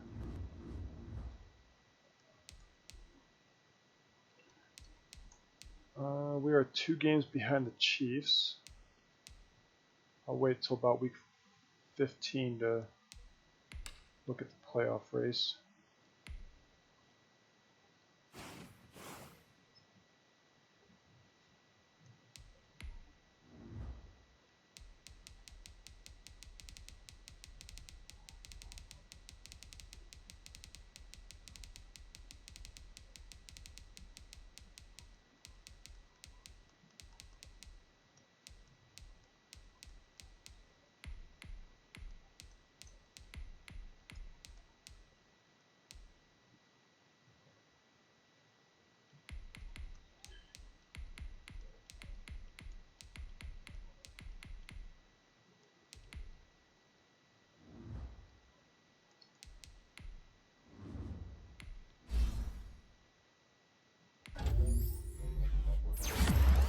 This guy's skills are starting to improve. He's up to a 75 now.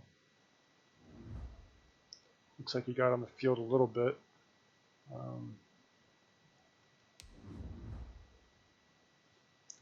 Yeah, I need his block shedding to be like an 85. So until we get to 85, we can't work on his power moves. But yeah, I do see him being a future starting defensive tackle for us, whether we stay in the 3-4 or go to a 4-3.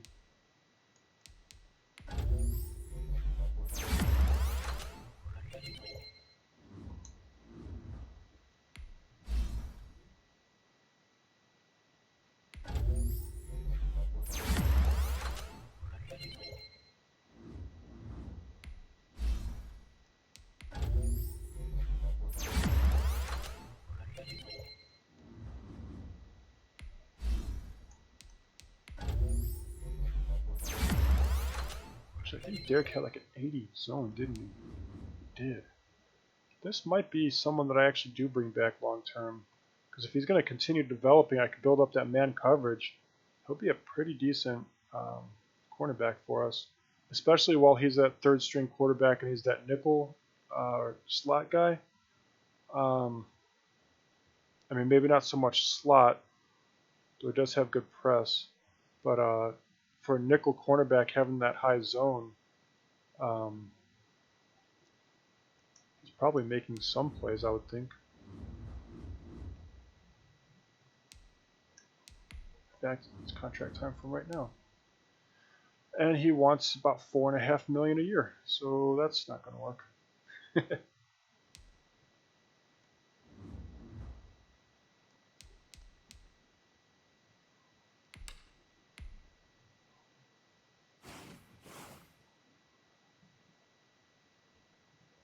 Oh man, came all the way back and tied the Chiefs for the lead of the division.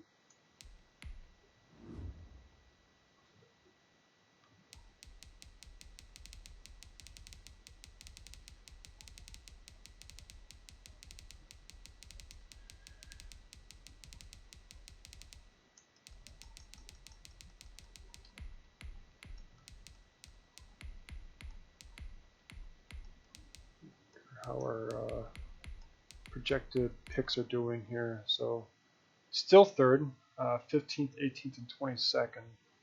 So one early, two mid, and one late. Because it's not bad. Of course, it'd be great to have the first, second, third, and fourth overall pick. Actually, I'm sorry, the first, second, third, and the 32nd, because that would mean we won the Super Bowl. There we go. All right. Since we came back and tied the Chiefs for division lead, I'm not going to waste time looking at the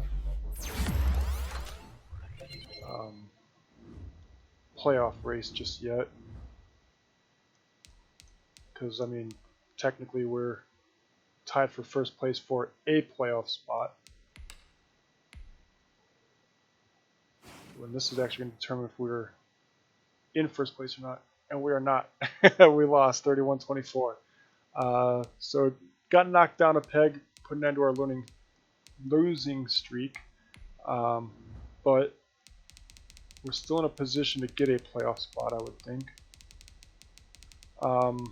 Let me know what you think about the new format of doing videos this way. If you want me to keep it this way, if you want to go back to where I'm just to where I'm kind of giving you updates and then showing gameplay. I'm okay with either way. I will admit I do like the idea of finishing the series in the next 19 days if I do one season a day. But I'm fine with watching and seeing how the team does in games. But with basketball season coming up in real life, like I said, it might be easier for me if I get this done and over with. If I do one season a day, 19 more seasons left, I'll be able to finish this before I get too deep into the swing of basketball season.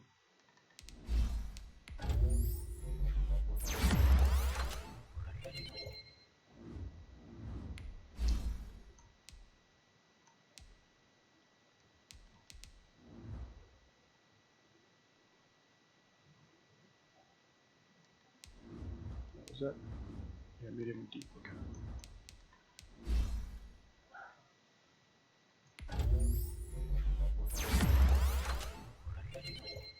Got for deep route. Needs medium the most though.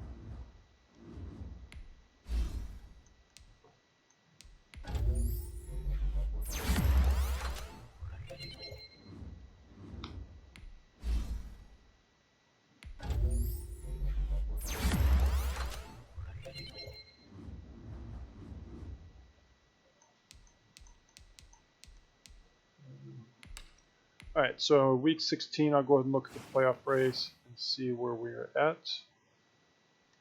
Let's do that now before I forget. So we're one game back from the division lead, which means at best we'll be a wild card team and be on the road. So Titans, well, one of these two teams will have the division lead, and the other one will be a wild card. Division, we're wild card 2, wild card 3, and then that's division. So we're currently in the wild card 2 spot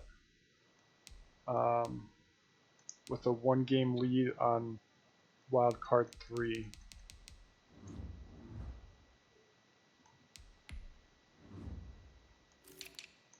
Oh, I keep forgetting I can't go to unscouted. I have to admit that I usually skip a year in Madden, so I'll buy a Madden every other year, mainly because in most years it's almost exactly the same. So I didn't really play last year's Madden. The only flavor of it that I got is when I signed up for the that membership that EA has, where you get access to like all of their games. They're not paying me, so I'm not going to advertise it. But EA, if you want me to put the word out and slide a few dollar bills in my pocket, I don't mind selling out. But yeah, so I did get to at least try out the last one.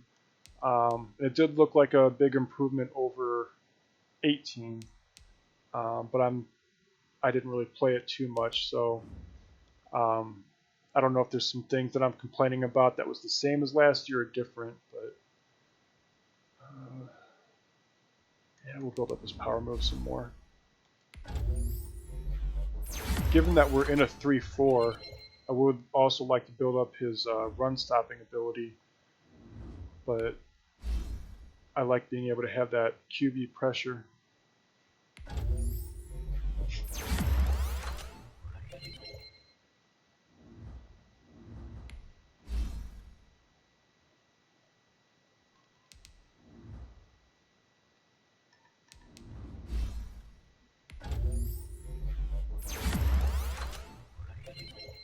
Hey, there's a play action one.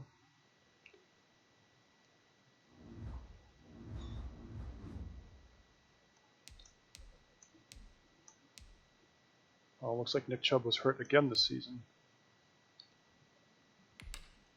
All right, if we get a win here, that should lock up a playoff spot for us.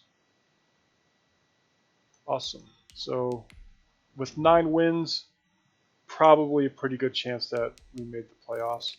I don't think too many teams have 9-win seasons, so I don't have to worry about too many tiebreakers.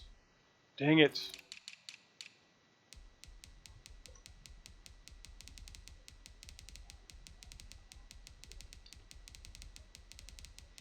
By the way, if anyone wants to be in one of my draft classes, let me know. Give me a name you want to use, what position you want to be, and what type of archetype in that position you want to be. I think I passed my thing. Whatever, I just got 7th round, I guess.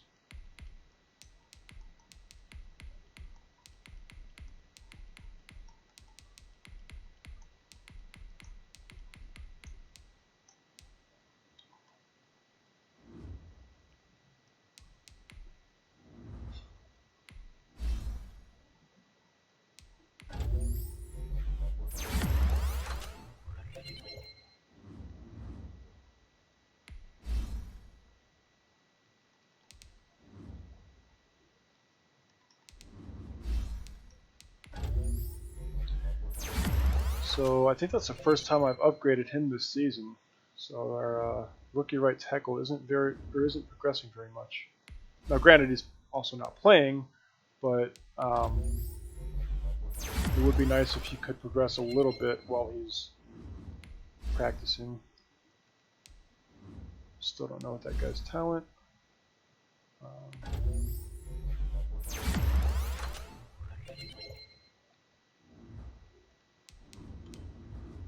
Yeah, his block shedding still is 78.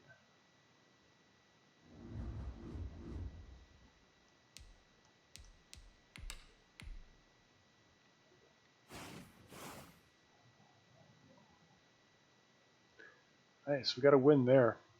Actually, we won the division. Wow, we went from 2-5, being the 3rd worst team in the league, and won 8 of the last 9 games to come back and win the division. How about that?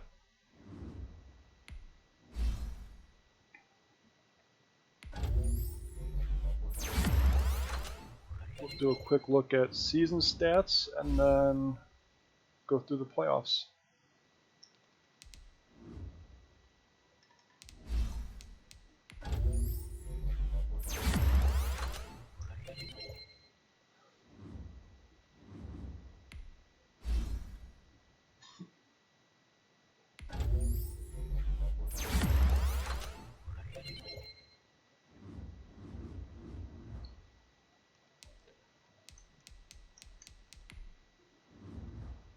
Alright, so he came up from 25th to be 17th in the NFL. So we still had a little bit of a down year. 37 touchdowns, 12 interceptions. That's about average for him. 69 completion. Yeah, so he had about an average year, just down a little bit in passing yards. Byron Austin led the team in rushing yards because Nick Chubb was hurt for most of it. Although having only played 8 games, he still had 7 touchdowns. Byron got 6. Looks like our fullback got 3. Al Elam getting a touchdown and 300 yards.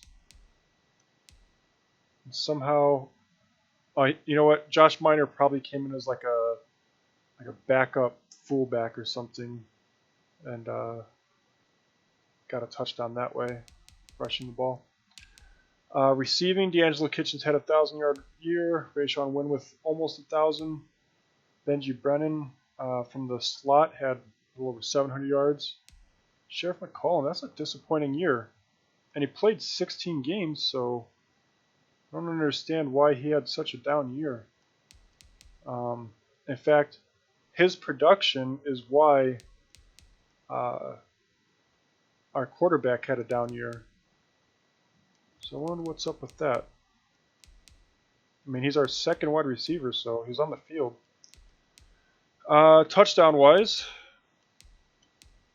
D'Angelo Kitchens and Rayshawn Wynn led the team. Benji Brennan with 7 and Sheriff with 5.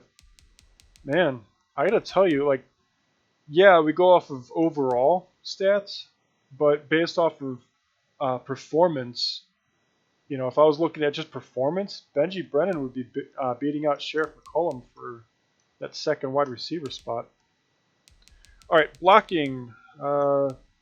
So, you know, Michael Hayden ended up getting 7 sacks like Jensen had halfway through. And Jensen still picked up another sack somewhere. But that's okay because it gave Michael a chance to develop.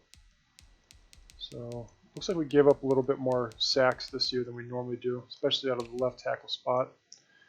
Terrence Smith led the team in tackles, so it's good to see a linebacker do that and not a cornerback. Though Daryl Oliver, man, I got to tell you, when I drafted him and looked at his stats, I was a little disappointed in what I've got, but he's been done nothing but produce. I mean, last year I had 4 interceptions, 0 this year, unfortunately. So that kind of goes along with what I thought he'd probably do. He does have 99 tackles, so he's at least making up for it. He'd probably have less tackles if he was better in pass defense. Trevor Charles, 90 tackles, 4 interceptions. Dexter Tyler, 81 tackles. He had an interception, so our defense picked it up, and I think that was the biggest difference in why we started putting wins together is our defense actually started playing good football. Charles led the team in interceptions, so that ended up being a pretty good pick. How about the sacks? Oscar McKenzie with 12. Kenny McKay had 9. If I remember right, that's about how many I said he would get based off his midseason stats. So he got there, but still about half the amount of sacks that Myles Garrett's got us. So he has some room to develop and improve if he wants to fill some shoes there. Kicking, 75%, 9 for 12. He even missed a extra point. Had one blocked, it looks like. Levi Hunter got a touchdown on a kick return though, so that's a good thing. So yeah, a little bit of a down year for us stat-wise, but we still won 10 games, won the division. Let's see how we do in the playoffs. I think Kansas City beat us twice this year. We got them this time, though, when it really mattered. And another point for Daryl Oliver. You know what? Go ahead and be a lockdown corner, Daryl.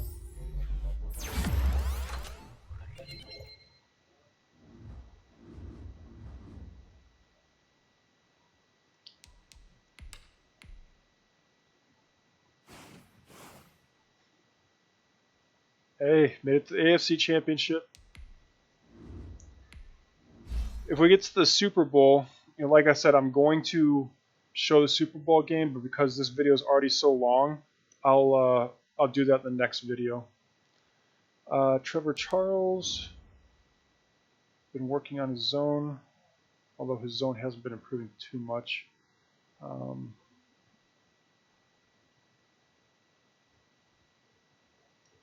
Let's give him some run support skills. That way he can get more tackles. And then he gets zone coverage. Of course.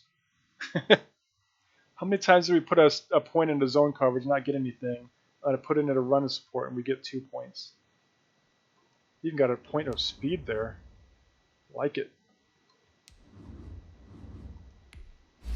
And Dexter Tyler. Do middle line or pass coverage middle linebacker.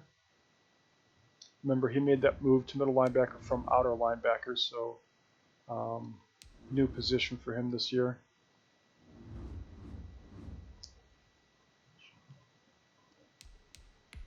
All right, tough game against the Titans.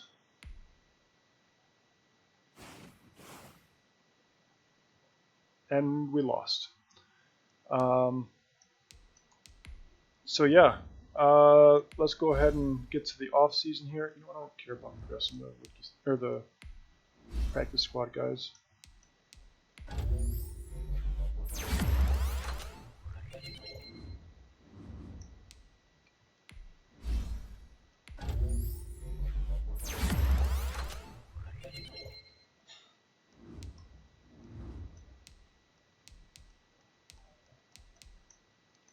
Actually, I think, well, he's probably not going to stay on the team anyway, so I'll just upgrade the rest of them, or auto upgrade. Resign staff, I do have to do that, I think.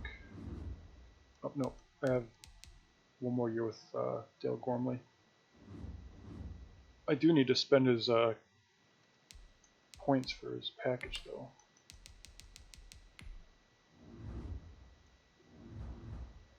So, let's see. Okay, all the re-sign influence stuff is up, except for the kickers and punters, but that's because they won't sign for the minimum contracts unless they're a testing free agency.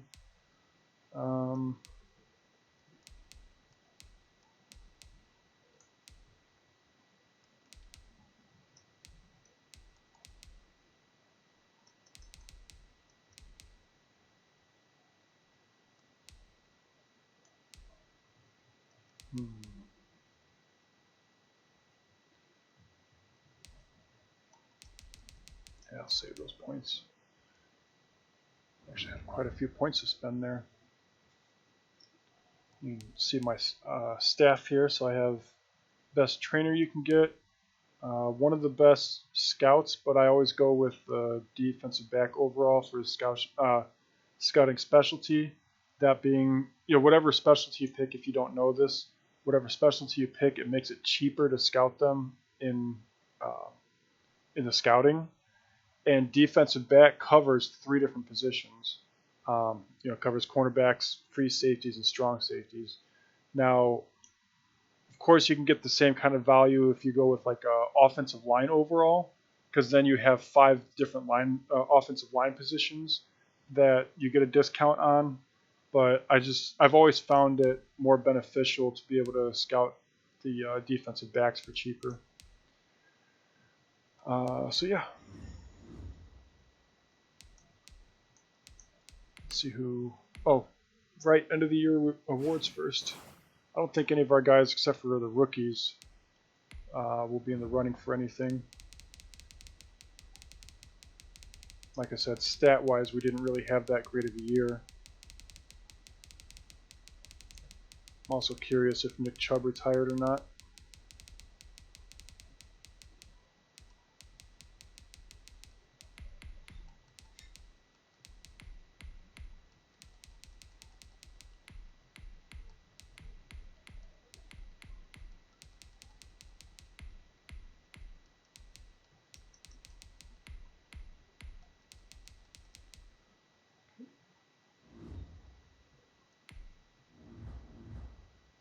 So, yeah, didn't get an MVP or Coach of the Year. Player of the Year for offense or defense. Terrence Smith was 4th, but Myles Garrett was 5th.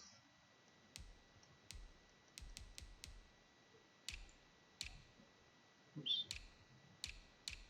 Okay, Rookie of the Year. We did get Trevor Charles did get Rookie of the Year. Like I said, he had a pretty good year, so I'm not surprised there. McKay was third in the running. Yeah, we didn't. I don't really remember picking a playmaking offensive player. They were always they were all linemen, if I remember right. Tyler Schwartz was tied for second best QB.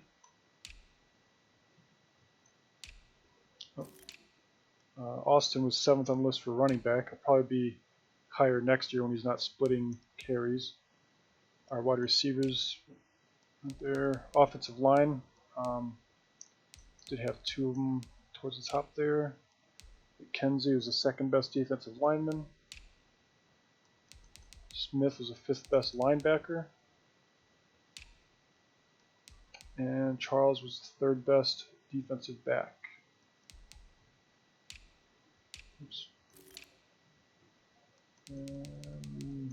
Derwin James either retired or didn't make the list. So yeah, all right. Let's see who wins the Super Bowl. And it was the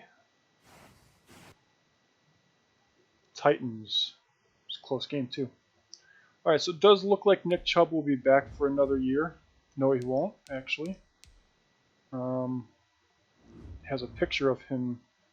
Oh, it took him off there. Okay. So, yeah, Nick Chubb has officially retired. Let's check the news stories. Oops, not all stories. My stories.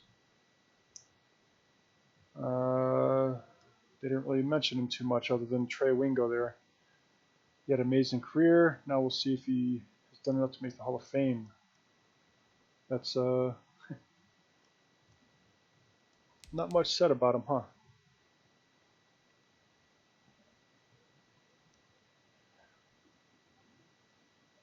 All right. Now, Derek Wise, I think, will be a good cornerback, but I'm not looking to spend that much money on him. So I'll take a look at him in free agency, and if he doesn't have any offers, I'll offer him a legitimate contract, not that much, something that's about what a 3rd cornerback on the team should get. And J.J. Young, I'm not bringing back. So yeah, that'll be all for season 11. Again, let me know what you thought. I know this is a long video, and because it's more of the stuff that you might actually try to watch, you might have actually had to sit here for a longer period of time and pay attention more, which maybe you don't like that. Maybe you just like getting the quick updates and then moving on to the next video. Again, I will admit this is much easier for me because I spend about the same amount of time making the video this way as I do the other way. But it finishes off the series for me when basketball is in season. So if there's no objections to continuing it this way, then this is how I'm going to go ahead and do it. Now, because I do 1 episode every day, and I actually record some of them in advance, it might be another season or 2 before I make a change back if it's heavily requested that I do switch back. Because when you guys see the video, I might be on season like 13. So anyway, thank you for watching. Let me know in the comments what you thought. If you liked it more this way or not. Also, let me know what you think of the team now that you actually got to see behind the scenes on everything I do and how what everyone's overall is. Anyway, thanks and have a good one.